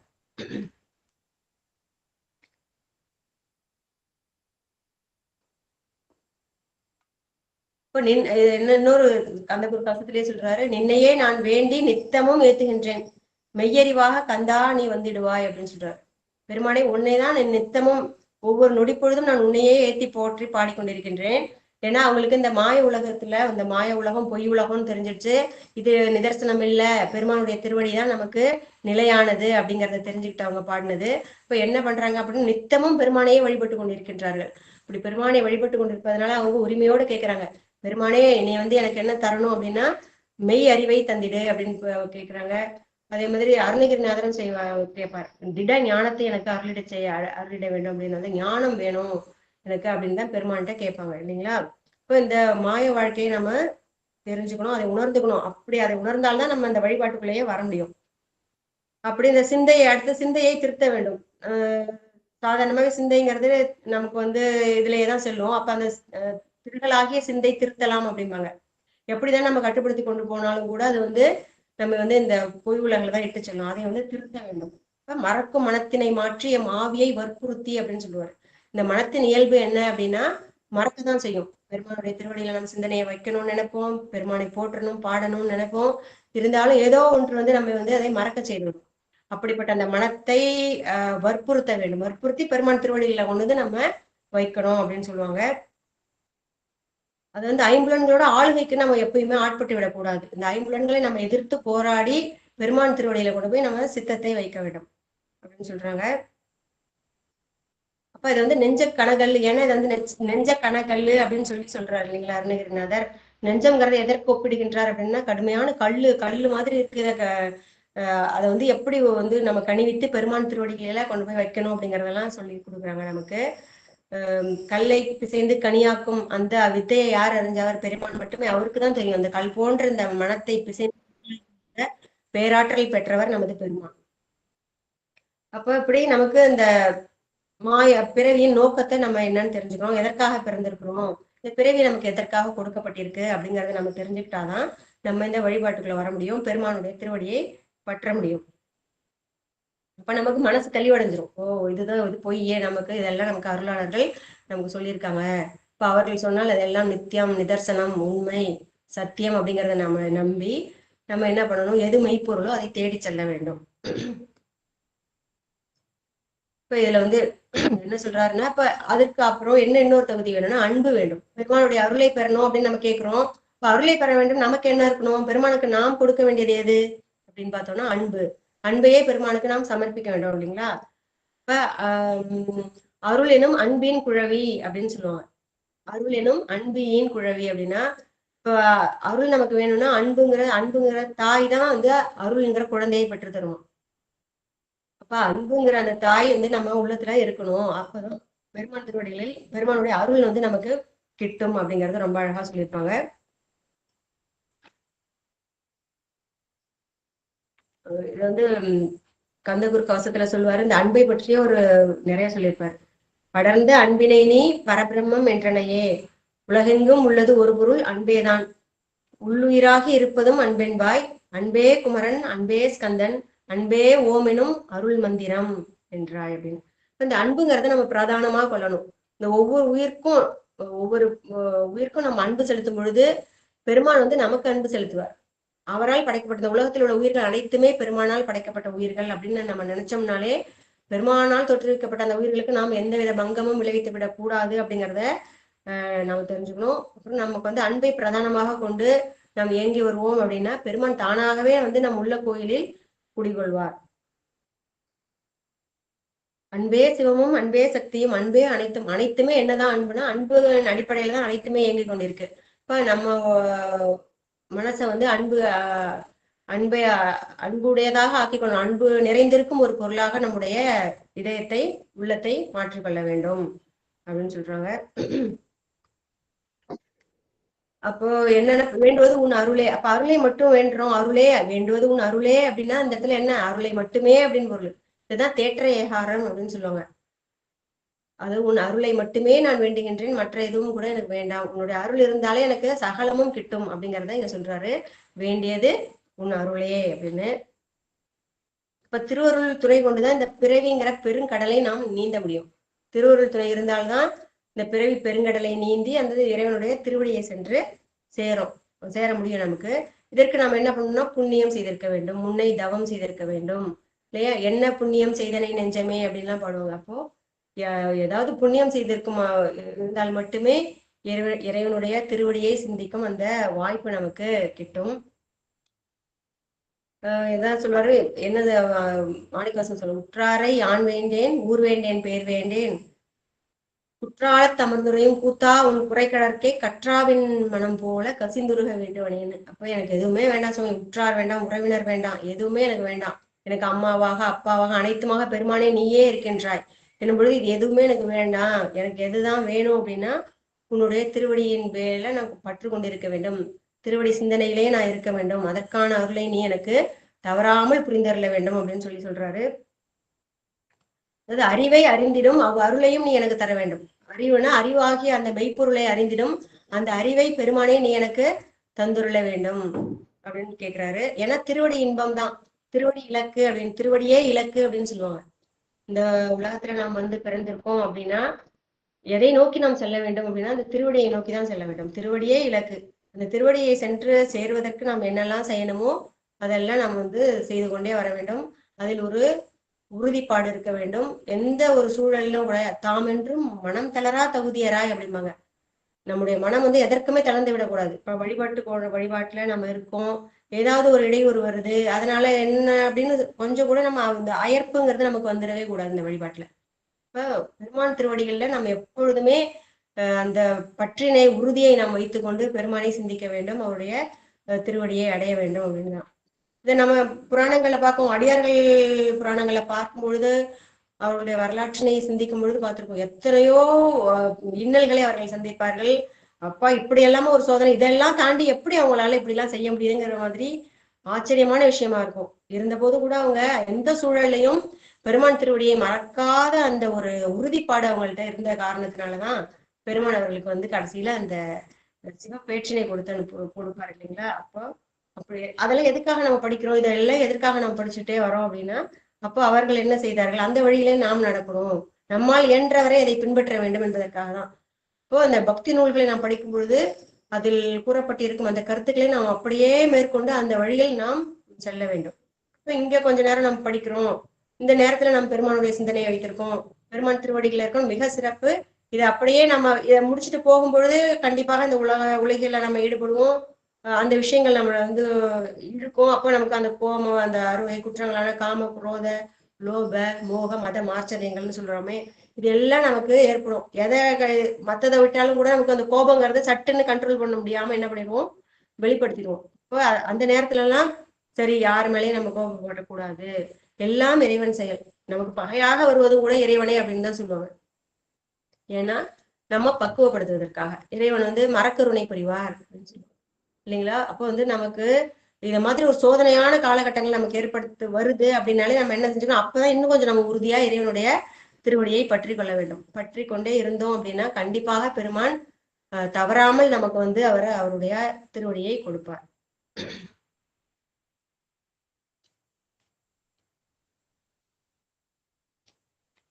கண்ணப்பருடைய இதை எடுத்தோம்னா அந்த அன்புக்கு எடுத்துக்காட்டாக அவர் எப்படிப்பட்ட அன்பு, இந்த 6 நாள்ல கண்ணப்பர் வந்து பெருமானுடைய திருவடிகளை அடைஞ்சிட்டார் அப்படின்னு சொல்லுவாங்க. ஆனா அந்த 6 நாள்ல அவர் அடைந்தார் அப்படிங்கிறத விட முன்ஜென்ம புண்ணியம் தொடர்ந்த பிறவிங்கிறது நமக்கு தெரியறது இந்த ஒரு ஜென்மத்துல பெருமான் எப்படிப்பட்டவரா, நமக்கு எப்படிப்பட்ட பிறவியை கொடுத்திருக்காருங்கிறது மட்டும்தான் தெரியும். ஆனா பெருமானுக்கு இந்த உயிர் இதற்கு முன்னாடி எப்படி இருந்தது, அதற்கு முன்னாடி எப்படி இருந்தது, அனாதி காலம் தொட்டு கல் போன்று கட்டுண்டு ஆணவ மனத்தினால் மறைக்கப்பட்டிருக்கும் இந்த உயிரை எப்படியாவது வந்து நம்ம திருவடியில் சேர்க்க வேண்டும் அப்படின்னு தான் பெருமான் இந்த நமக்கு தனு கரண புவன போகங்களை எல்லாம் கொடுத்திருக்கார். அப்ப அவருக்கு தெரியும், இந்த உயிரோட தொடர்ச்சி அவருக்கு தெரியும் இல்லையா. இந்த ஜென்மம் என்ன பெருமானே, நம்ம இது எதுவுமே செஞ்சது இல்லையே, எந்த தவறுமே நான் யாருக்கும் செஞ்சது இல்லையே, எனக்கே இப்படி ஒரு சோதனை வருது அப்படின்னா முன் ஜென்மத்துல நம்ம தெரிஞ்சோ தெரியாமலோ அறிந்தோ அறியாமலோ யாருக்கோ செய்திருக்கலாம். அதனுடைய பயனாக தான் இந்த ஜென்மத்துல வந்து விளையும். அதற்காக நம்ம அப்படி செஞ்சுட்டோமே நமக்கு ஒரு குற்ற உணர்ச்சி இருக்க வேண்டாம். இந்த ஜென்மத்துல நமக்கு தெரிஞ்சுக்கிட்டோம், சரி ஏதோ பண்ணிட்டோம், தெரியாமல் நடந்துட்டு அதுக்கான அனுபவங்களை தான் நம்ம அனுபவிச்சுட்டு இருக்கோம். இதைதான் நமக்கு சித்தாந்தம் சொல்லுது இல்லைங்களா. அப்ப இனி வரப்போற ஜென்மங்கள்ல எப்படியுமே மறுபிறவி உண்டுங்கிறத நமக்கு சித்தாந்தம் சொல்லுது. அப்ப அடுத்தடுத்த பிறவிகள்ல நம்ம இப்படி ஒரு இன்னலுக்கு ஆளாக கூடாது, பெருமானுடைய சிந்தனையை நாம் தொடர்ந்து கொண்டே இருக்க வேண்டும் அப்படின்னா இந்த பிரிவுல நம்ம எந்த அளவுக்கு நம்மளால இயன்ற அளவு நம்மளால இந்த குற்றங்களை எல்லாம் நீக்கி கொண்டு பரிசுத்தமாக இருந்து கொள்ள முயற்சி செய்யணும் இல்லைங்களா. ஒருமையில் ஒருவன் பெற்ற கல்வி எழுமைக்கும் ஏமாப்பு உடைத்துன்னு சொல்லுவாங்க. இப்ப இந்த ஜென்மத்துல நம்ம இந்த அளவுக்கு பெருமானுடைய திருவடிகளை சிந்தித்து கொண்டு வருகின்றோமா, இந்த ஜென்மம் முடிந்த பிறகு அடுத்த பிறவியில இதனுடைய தொடர்ச்சியாக மேற்படியாக அடுத்த படியில தான் பெருமான் கொண்டு போய் நம்மை பிறக்க வைப்பார். இதை நம்ம கண்டிப்பா மறந்துடவே மாட்டோம். அடுத்த பிறவிகள்லயும் இந்த நல்லூர் நம்ம வந்து கண்டிப்பாக தொடர்ந்தே தான் வரும் அப்படிங்கிறத நம்ம அதை நினைச்சு நம்ம மிகவும் சந்தோஷப்பட்டுக்கலாம். இப்ப இத்தனை பேர் இருக்கும் இந்த உலகத்துல இப்ப இப்படி ஒரு குழுமம் இவர்கள் அமைத்து இப்படி பெருமானுடைய திருவடியை சிந்திக்கும் இந்த வாய்ப்பினை எல்லாம் கொடுக்குறாங்க. நம்ம எல்லாம் இந்த ஒரு குழுமமா சேர்ந்து இதை சிந்திக்கும் பொழுது நாம் பரவாயில்ல, ஏதோ ஓரளவுக்கு பரவாயில்ல முன்னேறி இருக்கோம் அப்படிங்கிறத நினைச்சு கொஞ்சம் சந்தோஷப்பட்டுக்கலாம். இனி வரும் பிறவிகளிலும் பெருமான் வந்து நம்மை ஆட்கொள்வார் என்பதையும் நம்ம பரிபூர்ணமாக நம்பி மேலும் மேலும் நம்ம இந்த பணியில ஈடுபட வேண்டும் அப்படின்னு நம்ம உறுதி எடுத்துக்கொள்ள வேண்டும். இப்ப கந்தகுரு கவசத்துல சொல்லுவார், நீ நாமம் ஏத்துவதே நான் செய்யும் தவமாகும். தவம் போல பெருமானும் உன்னுடைய அந்த திருநாமத்தை ஓதிக்கொண்டிருப்பதுதான் தவம் போல. தவம்னா என்னது, இடைவிடாமல் செய்து கொண்டே இருப்பது, எந்த ஒரு காரணத்துக்காகவும் அதை விட்டு விடக்கூடாது. அப்படி கடுமையா பெருமானே உறுதியோட உன்னுடைய திருவடியே தான் நான் சிந்தித்துக் கொண்டிருக்கின்றேன் அப்படின்னு சொல்றாரு. இததான் பெருமானுடைய திருவடி, அந்த திருநாமம்ங்கிறது எப்படிப்பட்ட ஒரு பேராற்றல் மிக்கது, எப்படிப்பட்ட வரங்களை நமக்கு அள்ளி தரக்கூடியது அப்படிங்கறதெல்லாம் நம்ம பார்த்திருக்கோம். அப்ப அந்த நாம ஜபம் அப்படிங்கிறத நம்ம எப்பவுமே வச்சிருக்கணும். இப்ப இந்த கந்த சஷ்டி கவசத்துல கூட பல பக்தர்கள் கடுமையான விரதங்களை எல்லாம் மேற்கொண்டிருப்பார்கள். பெருமானுடைய சிந்தனையிலேயே வைத்திருப்பார்கள், அவருடைய சிந்தனையெல்லாம் பெருமான் திருவடியிலேயே வைத்து அந்த விரதத்தை மேற்கொண்டிருப்பார்கள். அவர்களுடைய திருவடிகளை எல்லாம் நம்ம பணிஞ்சுக்கிறோம். அப்போ அந்த உறுதிப்பாடு இந்த விரதங்களை நாம் மேற்கொள்ளும் பொழுது இந்த உறுதி மேல் மேலும் நமக்கு பொங்கி பெருகி வளரும் அப்படிங்கறது ஒவ்வொரு வருஷமும் நம்ம அந்த முன்னேற்றத்தை இந்த வருஷத்துல எந்த அளவுக்கு இருந்தோமா இன்னும் அடுத்த வருஷத்துல இந்த பக்தி மார்க்கத்துல இன்னும் நாம் முன்னேறி செல்ல வேண்டும் அப்படிங்கறத அந்த ஒரு ஊக்கப்பாட்டையும் நம்ம எடுத்துக்கொள்ளணும். நம்ம மத்தவங்களுக்கு இவங்களெல்லாம் பார்த்து ஆகா இந்த அளவுக்கு பக்தி செய்கிறார்களே, இப்ப நாமும் பக்தி செய்யணும் அப்படின்னு மற்றவர்களுக்கு ஒரு எடுத்துக்காட்டாகவும் கூட அவர்கள் விளங்குவார்கள் என்பதில் சிறிதளவும் ஐயமில்லை. அப்படி இப்ப நம்ம பெருமானுடைய அருளை பெறுவதற்கு நாம் எந்த அளவுக்கு நம்மை தகுதிப்படுத்திக் கொள்ள வேண்டும் அப்படிங்கறத இது வரைக்கும் பார்த்தோம். இப்ப இந்த உயிர் அதாவது சொல்லுவாங்க, மாணவன் தயாராகிவிட்டால் குரு தானாகவே எதிர்படுவார், அவரே வந்துடுவாராம். இந்த மாணவன் தன்னை தகுதிப்படுத்தி கொண்டு விட்டால், நம்ம பக்குவப்பட்ட நிலைமையில ஒரு பக்குவ ஆன்மா இருக்கிறது அப்படின்னா பெருமான் கண்டிப்பாக ஆட்கொள்வார் அப்படிங்கிறத நம்ம பார்த்திருப்போம். அப்ப நம்ம நம்மை தகுதிப்படுத்தி கொண்டு பெருமானுடைய திருவருளை நம்ம இறைஞ்சும் அந்த நிலைக்கு வந்துடுறோம். வேண்டுவது உன் அருளே, அது மட்டுமே பெருமானே, உன்னுடைய திருவருள் மட்டுமே எனக்கு போதும் அப்படின்னு சொல்ற அந்த உயர்ந்த ஒரு மனப்பக்குவத்துக்கு இந்த உயிர் பெருமானை வேண்டுகின்றது. அப்ப பெருமான் என்ன செய்வாரு? அப்ப பெருமாட்டமா உரிமையோட கேட்கலாம், பெருமானே நான் உங்ககிட்ட கேட்கறது ஒன்னே ஒண்ணுதான், உன்னுடைய திருவருள் மட்டும்தான். இப்ப அருள்வது உன் கடன், உனக்கு கடன் பெருமானே, நீ எனக்கு அருள் புரிஞ்சுதான் ஆகணும். நான் உங்ககிட்ட வேற என்ன கேட்கிறேன்? வேற எதையுமே கேட்கலையே. இந்த உலகத்துக்கு தேவையான அனைத்து இன்பங்களையும் வேணுமா, அது வேணும் இது வேணும் எதுவுமே நான் கேட்கல சுவாமி. நான் கேட்கறது உன்னுடைய திருவருள் மட்டுமே தான். அப்போ என்னுடைய சிந்தனையை உன் திருவடியில நான் வச்சுட்டேன், எனக்கு அருள் புரிய வேண்டியது உன்னுடைய கடமை அப்படின்னு சொல்றோம் அப்படின்னு நம்ம கேட்கலாம். இப்ப இம்மையே உன்னை சிக்கன பிடித்தேன் எங்கெழுந்தருள்வதினியே அப்படின்னு கேட்பார்ல, பிடிச்சிட்டேன் பெருமானே, உன் திருவடியை நான் பிடித்து விட்டேன், தாரீரேல் அடியெடுக்கல் ஒட்டேன் அப்படின்னு சொல்லுவாரு. நீ எனக்கு கொடுக்கலன்னா பெருமானே நான் உனக்கு விடவே மாட்டேன், எனக்கு நீ அருள் புரிஞ்சுட்டு தான் போகணும் அப்படிங்கிற மாதிரியான அந்த ஒரு உரிமைத்தன்மை. அப்போ பெருமான் மீது நம்ம எந்த அளவுக்கு அன்பு வச்சிருக்கோம்னா, அவர் நம்முடைய இப்ப நம்ம அம்மா அப்பாட்ட போய் கேட்போம் இல்லைங்களா, அதெல்லாம் முடியாது, நீங்க எனக்கு கொடுத்துதான் ஆகணும் அப்படின்னு யார்கிட்ட போய் கேட்க முடியும் சொல்லுங்க? ஒரு 3வது மனுஷன் கேட்க முடியுமா உரிமையோட? அப்படி யார்கிட்டையும் கேட்க முடியாது. இப்ப பெருமானிடம் பெருமானே அருள்வது உன் கடனேயாம் அப்படின்னு போய் கேட்கிறாருன்னா என்ன அர்த்தம்? இப்ப பெருமான் அந்த அளவுக்கு ஒன்றிட்டாரு. அவர் தன்னுடைய தாயாகவும் தந்தையாகவும் உற்றாராகவும் உறவினராகவும் அனைத்துமாக பெருமான் பாக்குறாரு அப்படின்னு சொல்றோம். அப்ப அந்த அளவுக்கு போயிட்டு அந்த அளவுக்கு ஒரு உரிமை இருந்தால் மட்டும்தான் இப்படி பெருமானை நாம் கேட்க முடியும். இப்ப பெருமானை இப்ப நீ எனக்கு திருநாவுக்கரசு சுவாமிகள் சொல்லுவாரு, பெருமானே என்னை இப்படி சொல்லி நான் கொடுத்து வருத்திரியே, அப்படி வயிற்று வழியில நான் தடுமாறிட்டு இருக்கேன். இந்த மாதிரி நீ அடியார்களை அடியார்களுக்கு நிறைய துன்பத்தை செஞ்சுட்டே இருந்தா என் போலிகள் உண்மையினி தெளியார். என்ன மாதிரி அடியார்கள் என்ன நினைப்பாங்க சுவாமி உன்னை பத்தி? என்ன இவர் பெரிய பக்தர் அப்படின்னு சொல்றாரு, அடியாருன்னு சொல்றாரு, இவ்வளவு சோதனைக்கும் வேதனைக்கும் ஆட்படுகின்றாரே அப்படின்னு அவங்களுக்கு ஒரு சந்தேகம் வந்துடும் இல்லையா? என் போலிகள் உண்மையினி தெளியார், அதனால பெருமானே எனக்கு நீ அருள் புரிந்து விடு அப்படின்னு சொல்லுவாரு.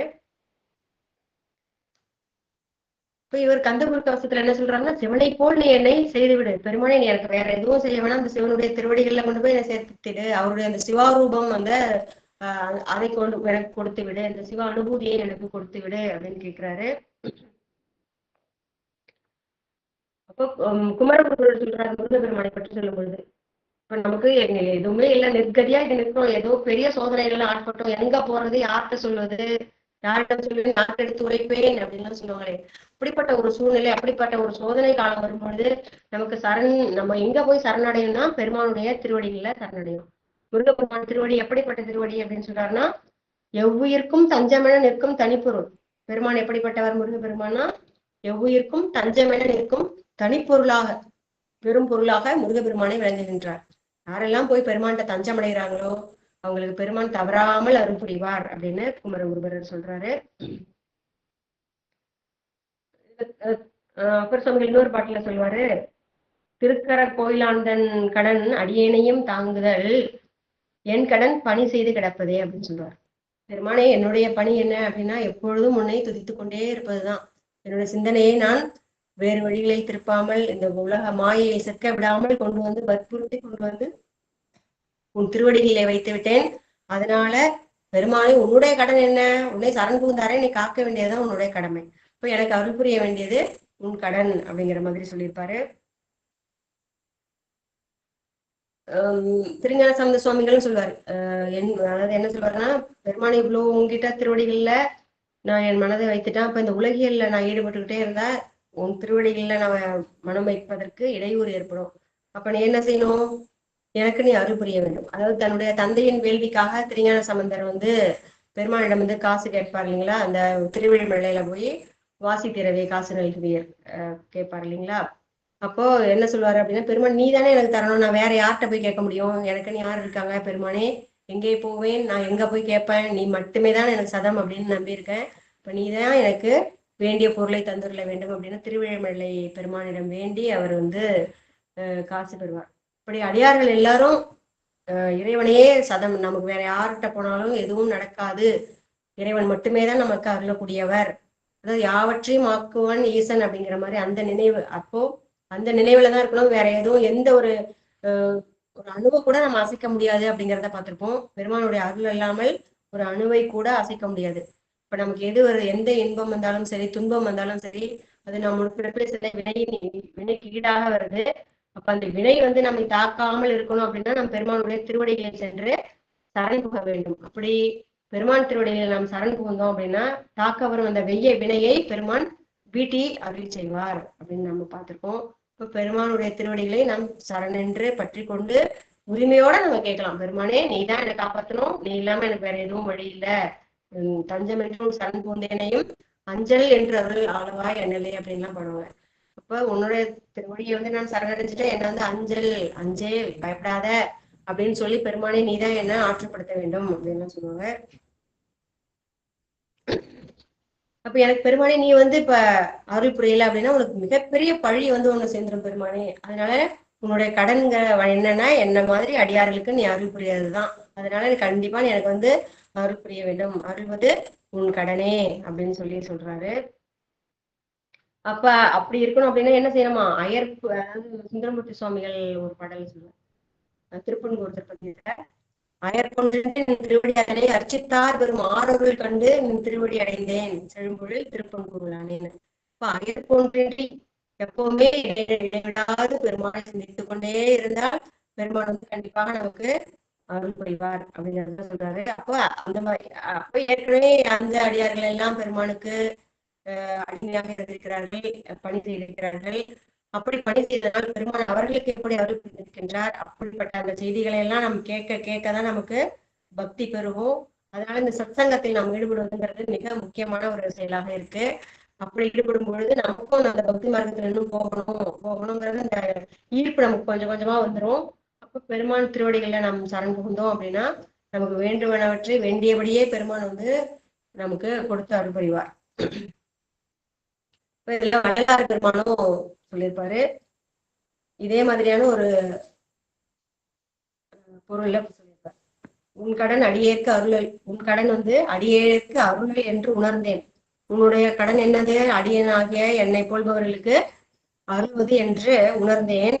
உடல் பொருள் ஆகியும் உனக்கே பின் கடன் என்று கொடுத்தனன்.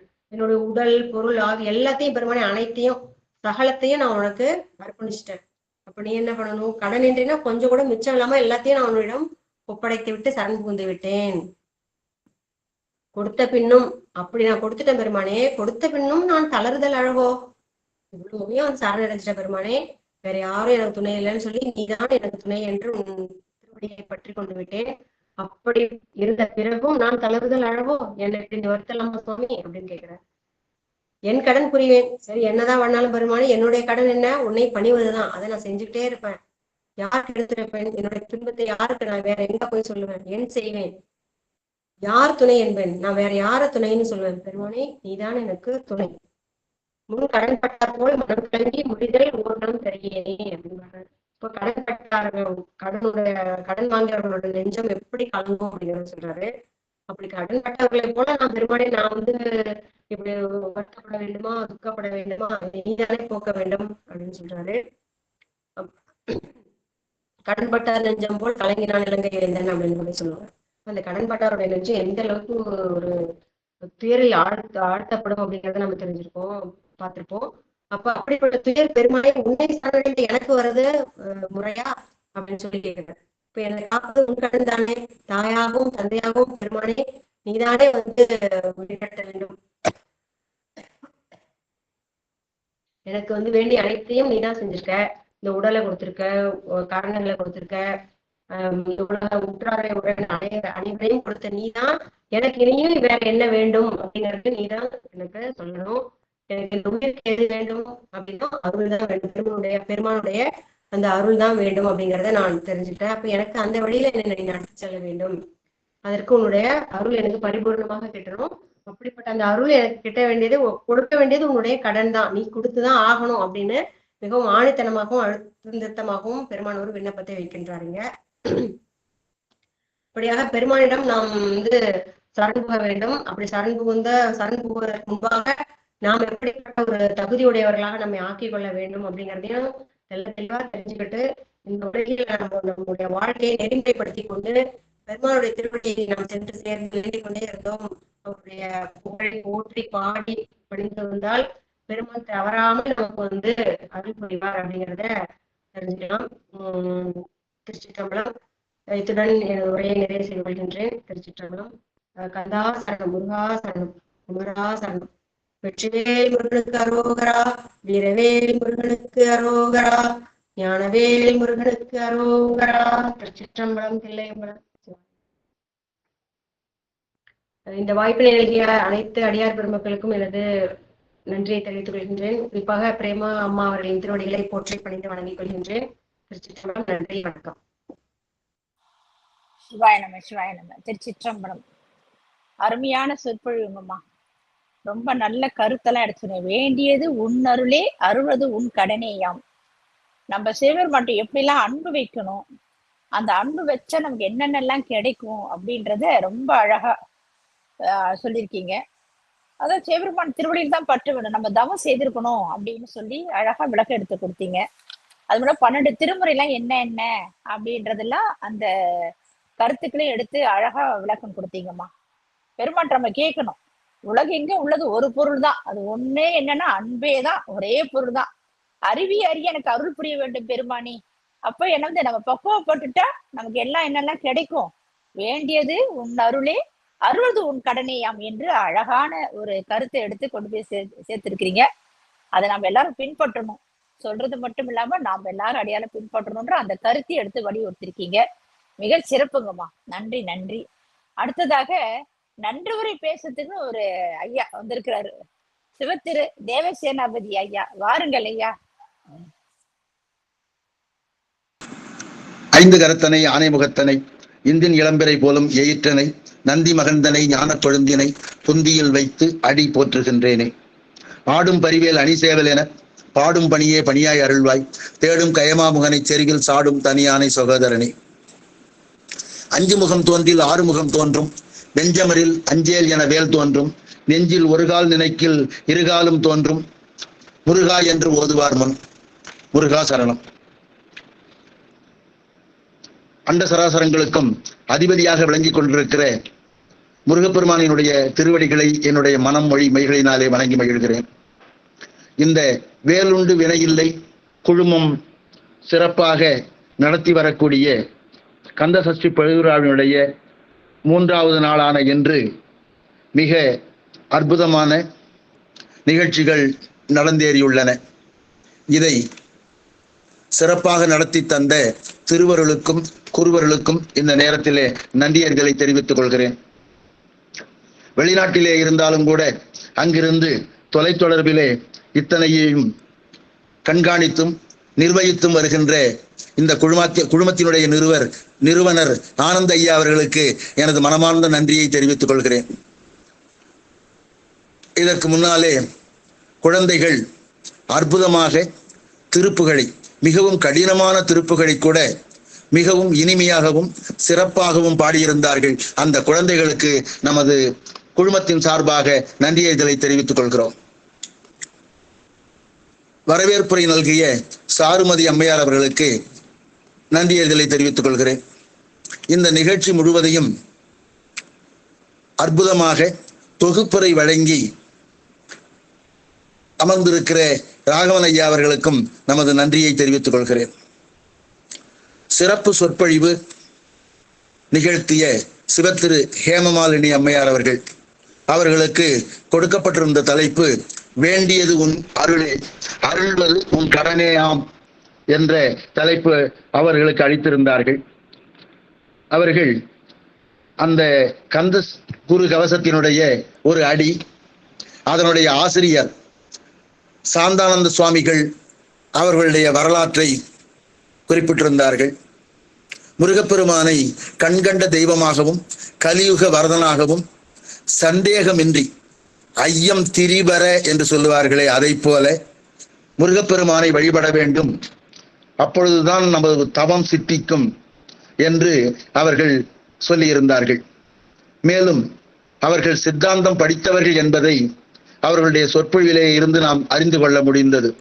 ஆணவ மலம்தான் நம் அனைத்து துன்பத்திற்கும் காரணம். அதை அழிப்பதற்கு முருகன் திருவடி ஒன்றுதான் நமக்கு உள்ள வழி. சங்க காலத்திலே இருந்து முருகன் வழிபாடு இருந்திருக்கிறது. சேயோன் என்று குறிப்பிடப்பட்டிருக்கிறது. பெரிய புராணத்திலே கண்ணப்ப நாயனாருடைய வரலாற்றில் கண்ணப்பருடைய பிறப்புக்கு முன்னரே அவர்கள் வழிபட்ட தெய்வம் முருகன் என்று இருப்பதாக குறிப்பு கொடுத்திருந்தார்கள். மேலும் முருகனும் சிவனும் வேறு அல்ல, அருவமும் உருவமுமாகி என்ற கந்தபுராண பாடலை சொல்லி, பிழம்பதுதான் ஒரு மேனியாகி கருணைதோர் முகங்கள் 6 கரங்கள் 12 கொண்டு ஒரு திருமுருகன் வந்தாங்கு உதித்தனன் என்ற பாடலை சொல்லி, ஆக முருகன் வேறு சிவன் வேறு அல்ல. சிவன் 5 முகச் சிவன், முருகன் 6 முகச் சிவன் என்ற வேறுபாடு இல்லாததை குறிப்பிட்டு காட்டினார்கள். அதோடு மட்டுமல்லாமல் அடிமுடி அறிய ஒண்ணா அண்ணாமலையே என்று அண்ணாமலையாக நிற்கின்ற சிவபெருமானும் முருகப்பெருமானும் ஒன்றுதான். எனவே அவரை வழிபடும் போது சிவானுபதி பூதியை நாம் பெற வேண்டும். எனவே இந்த ஜீவனை சிவனாக்குங்கள் என்று சொன்னார்கள். மேலும் செங்கல்வராய பிள்ளை எவ்வாறு திருமுறைகள் 12ஆக வகுக்கப்பட்டிருக்கின்றனவோ அதை போலவே முருகப்பெருமானிற்கும் 12 திருமுறைகள் உள்ளன என்பதை சுட்டிக்காட்டி, முதல் 7 திருமுறைகள் அருணகிரிநாதருடைய திருப்புகளிலும், பிறகு கந்தர் அலங்காரம், திருவகுப்பு, கந்தர் அனுபூதி, பல புலவர்கள் பாடிய குமரனுடைய புகழை பாடக்கூடிய பாடல்கள் என்று 11ஐயும் அமைத்துவிட்டு 12வது திருமுறைக்கு என்ன செய்வது என்று செங்கல்வராய பிள்ளை அவர்கள் சிந்தித்த போது அவர்கள் சுந்தரர் உலா என்கிற நூலை படித்தார்கள். அதனுடைய ஆசிரியரை அவர் தேடி கண்டுபிடித்த போது தேனூர் சொக்கலிங்கம் என்பவர்தான் அந்த நூலை எழுதியிருக்கிறார் என்று அவரை தேடி சென்று அவரிடத்திலே சொல்லி, முருகப்பெருமானினுடைய அத்தனை தொண்டர்களையும் வரிசைப்படுத்தி, எவ்வாறு நமக்கு திருத்தொண்ட தொகை சுந்தர பெருமான் சொன்னாரோ அதை போல சேய்த்தொண்ட தொகை என்கிற நூலினை அருளி அதை 12வது திருமுறையாக வகுத்தார்கள் என்ற செய்தி உண்மையிலேயே ஆச்சரியப்பட வைத்தது. அதோடு மட்டுமல்லாமல் தேவர்கள் சிவபெருமானிடத்திலே சென்று கேட்கிற பொழுது, நின்னையே நிகர்க்க ஒரு குழவி தேவை, உன்னை ஒத்து இருக்கின்ற ஒரு குழந்தை வேண்டும், சிவச்சார்பு உடைய குழந்தையினாலேதான் அந்த சூரபத்மனை அழிக்க முடியும் என்பதனாலே அப்படி கேட்டார்கள். எனவே சிவபெருமானுக்கு நிகராக வேறு இல்லை என்பதனாலே சிவனே முருகப்பெருமானாக வடிவெடுத்தார் என்று சொன்னது உண்மையிலே மிகவும் சிறப்பாக இருந்தது. மேலும் காமிய வழிபாடு, நிஷ்காமிய வழிபாடு என்ற 2 சொன்னார்கள். மன உறுதிப்பாட்டோடு இறைவனை வழிபட வேண்டும். சந்தேகம் இல்லாமல், சிறிதும் சந்தேகம் இல்லாமல் அங்கே சென்று இருக்குமோ இருக்காதோ என்கிற எண்ணம் இல்லாமல் உறுதிப்பட எண்ணத்திலே திண்ணிய மனத்தோடு நாம் இறைவனை வழிபட வேண்டும் என்று சொன்னார்கள். இந்த பிறவி மாயா பிறவி. இந்த பிறவியிலே நாம் படுகின்ற துன்பம் அனைத்தும் முற்பிறவியிலே செய்த தீவினையின் காரணமாகத்தான் நமக்கு வருகிறது. இதை உணர்ந்து கொண்டால் இப்பொழுது நாம் நல்வினையை செய்வோம். இதை நாம் உணர்ந்து கொள்ள வேண்டும். அப்படி உணர்ந்து கொண்டதனாலேதான் கண்ணப்ப நாயனார் 6 நாளில், முற்பிறவியினுடைய எண்ணத்தினால் 6 நாளால் பெருமானுக்கு தன்னுடைய கண்ணை அப்பினார் என்று கண்ணப்ப நாயனாருடைய வரலாற்றை கோடிட்டு காட்டினார்கள். மேலும் நமது நெஞ்சம் கல்லை போன்றது. அந்த கல்லிலே எந்த விதமான பதிவையும் ஏற்படுத்த முடியாது. ஆனால் கல்லுக்குள் இருக்கிற குகையில் குகனாகிய பெருமான் வந்து குடியிருப்பான். எனவே நெஞ்ச கனகல்லும் நெகிழ்ந்துருக என்று தொடங்குகிற கந்தர் அனுபூதி குகனே என்று முடிகிறது. குருவாய் வருவாய் அருள்வாய் குகனே என்று முடிகின்ற பாங்கினை பார்க்கிற பொழுது இந்த நெஞ்ச கனகல்லையும் குடைந்து குகையாக்கி அதனுள் முருகப்பெருமான் குகனாக வந்து காத்து நம்மை அருள்வான் என்று அற்புதமாக சொன்னார்கள். மேலும் பெருமானினுடைய திருவடிதான் நமக்கு அருளை வழங்கும். நான் உங்களிடம் வேண்டுவது திருவருளேதான். அந்த ஏகாரம் தேற்ற ஏகாரம் என்று சொன்னார்கள். தேற்ற ஏகாரம் என்றால் உறுதிப்பட சொல்வது. அந்த ஏ என்ற எழுத்து அதை விட வேறு இல்லை என்பதை குறிப்பிடுவது. எடுத்துக்காட்டாக சொல்ல வேண்டுமானால் வாய்மை வெல்லும் என்பதற்கும் வாய்மையே வெல்லும் என்பதற்கும் வேறுபாடு உண்டு. வாய்மையை வெல்லும் என்றால் வாய்மையும் வெல்லும், மற்ற செய்திகளும் வெல்லும் என்று பொருள். வாய்மையே வெல்லும் என்றால் வாய்மை மட்டும்தான் வெல்லும், மற்றவை வெல்லாது என்று பொருள். அந்த ஏகாரம் தேற்றேகாரம். அவ்வாறு நான் முருகனிடம் வேண்டுவது அருளேதான். அதை அழகாக சொன்னார்கள். அருளை தவிர உன்னிடம் வேறு எதையும் நான் கேட்கவில்லை, அருளைத்தான் உங்களிடம் கேட்கிறேன். அந்த அருள் இருந்தால் மற்றவை எல்லாம் தானாகவே என்னிடத்திலே வரும் என்று சொன்னார்கள். அதோடு மட்டுமில்லாமல் அப்படி நான் கேட்கிற பொழுது அந்த அருளை தர வேண்டியது உன்னுடைய கடமை. அந்த கடமையிலிருந்து நீங்கள் சிறிதும் வழுவக்கூடாது. அதற்காக என் கடன் பணி செய்து கிடப்பதே என்று அப்பர் சொன்னதை சொன்னார். தன் கடன் அடியேனையும் தாங்குதல், என் கடன் பணி செய்து கிடப்பதே. உன்னுடைய கடன் என்னன்னா அடியவர்களை தாங்குவது. ஆனா என்னுடைய கடன் என்னன்னா, என்னுடைய கடன் உனக்கு பணி செய்து கிடப்பதேன்னா வேறு ஒன்றும் சலனம் இல்லாமல் நான் ஒரு கட்டையை போல கிடப்பதே என்று சொன்னார். அதையும் அவர்கள் குறிப்பிட்டு சொல்லி இருந்தார்கள். அது மட்டுமல்லாமல் சிவனை போல என்னை செய்துவிடு என்ற அந்த கவசத்தினுடைய ஒரு அடியை சொல்லி மாணிக்கவாசகர் சொன்னாரு, சிவமாக்கி என்னை ஆண்ட என்ற நிலையை நமக்கு நினைவுபடுத்தியது.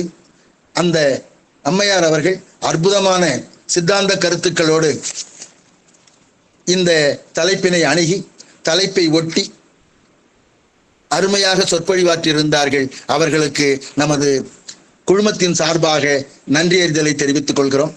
மேலும் இந்த இணையத்தில் இவ்வளவு நேரம் பொறுமையாக காத்திருந்து அனைத்து நிகழ்ச்சிகளையும் கண்டும் கேட்டும் ரசித்துக் கொண்டிருக்கிற அத்தனை அடியார் பெருமக்களுக்கும் எனது மனமார்ந்த நன்றியை குழுமத்தின் சார்பாக தெரிவித்துக் கொண்டு விடைபெறுகிறேன். வாய்ப்புக்கு நன்றி. வணக்கம். சிவாய நமः. நன்றிங்க. அருமையான ஒரு நன்றி உரை. சிறப்பு சிறப்பு. அடுத்ததாக வாழ்த்து பாடல். ராஜேஸ்வரி அம்மா வாருங்கள் அம்மா. ராஜேஸ்வரி அம்மா, வான்மிகில் வளாது பெய்க, வாருங்கள் அம்மா. திருச்சிற்றம்பலம். திருவடி வணக்கம் அம்மா.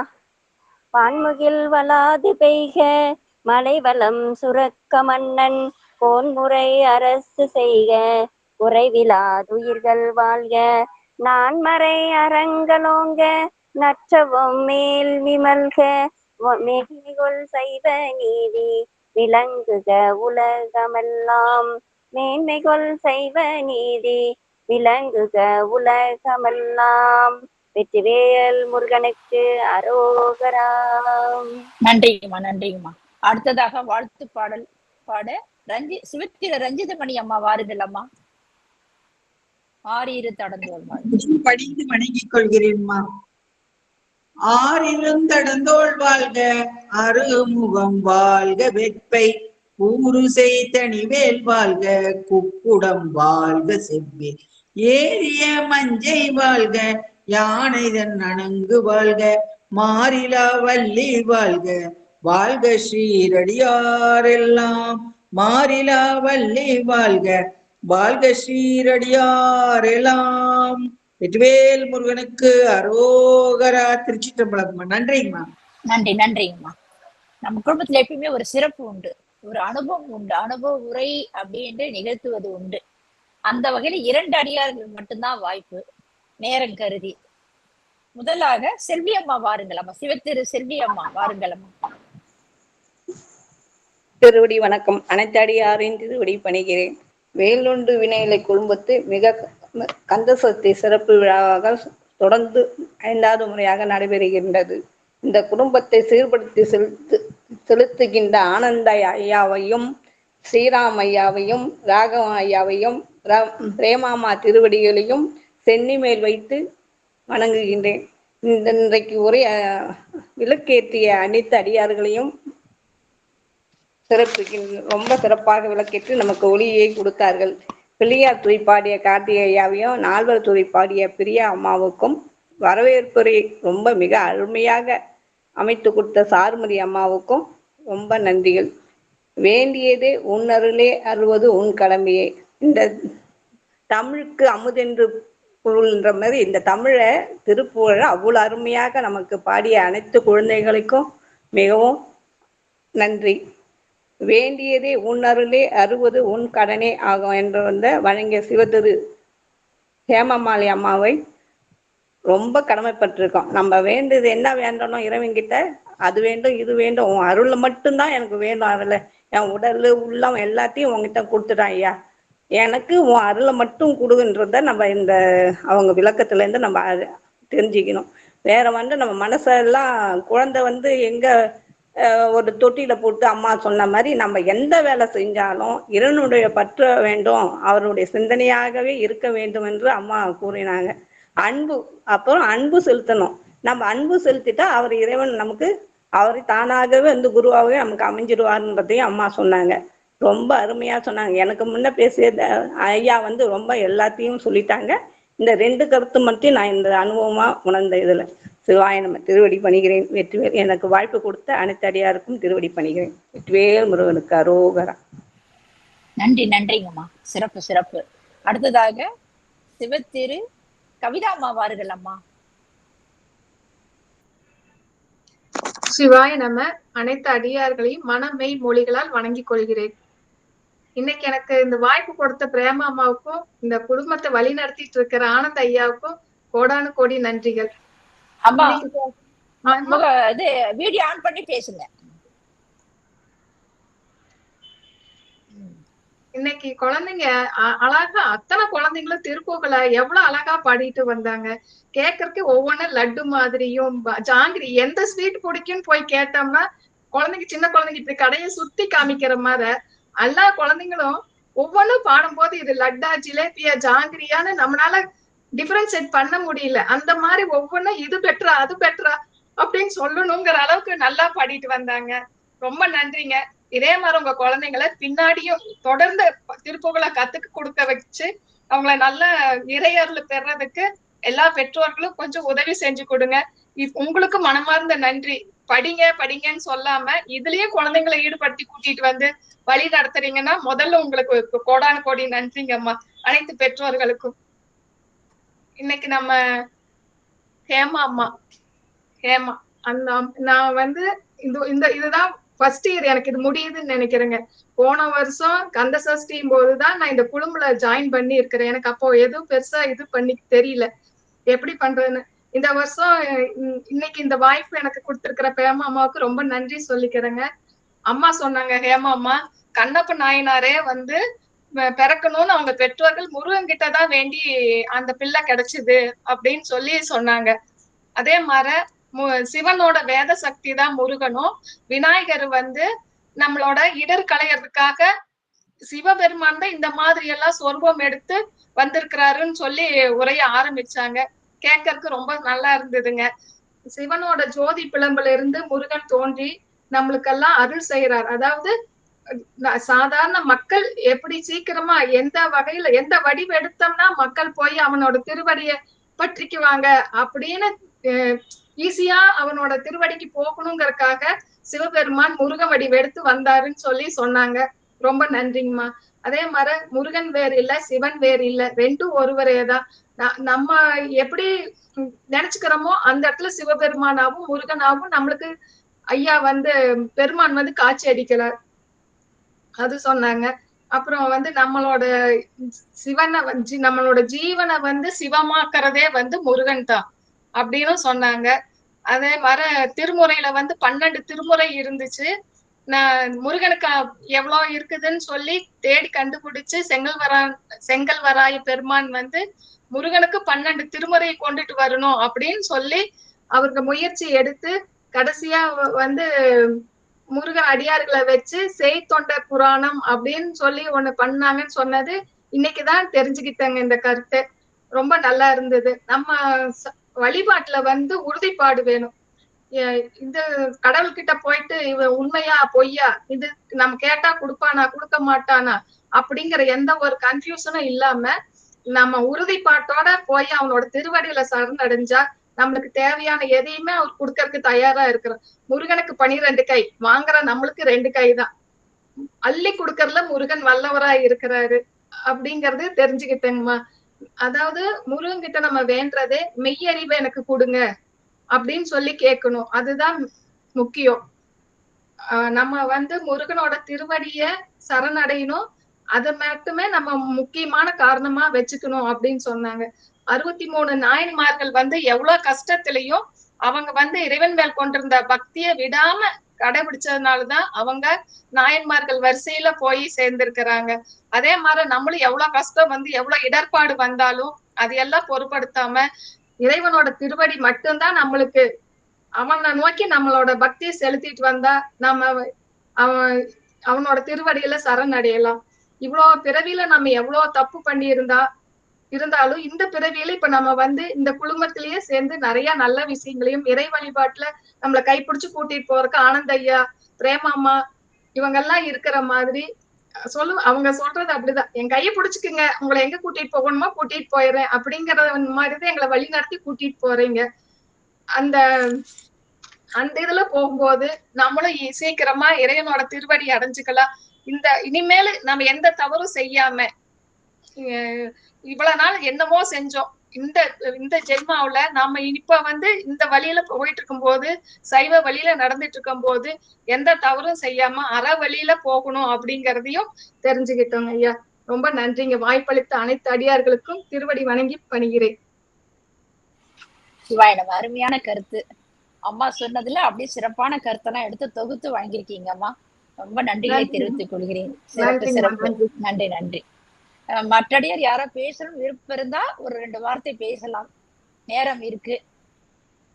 யாரோ பேச விருப்பம் இருந்தா இன்னும் ஒரு வார்த்தை யாராவது பேசலாம்.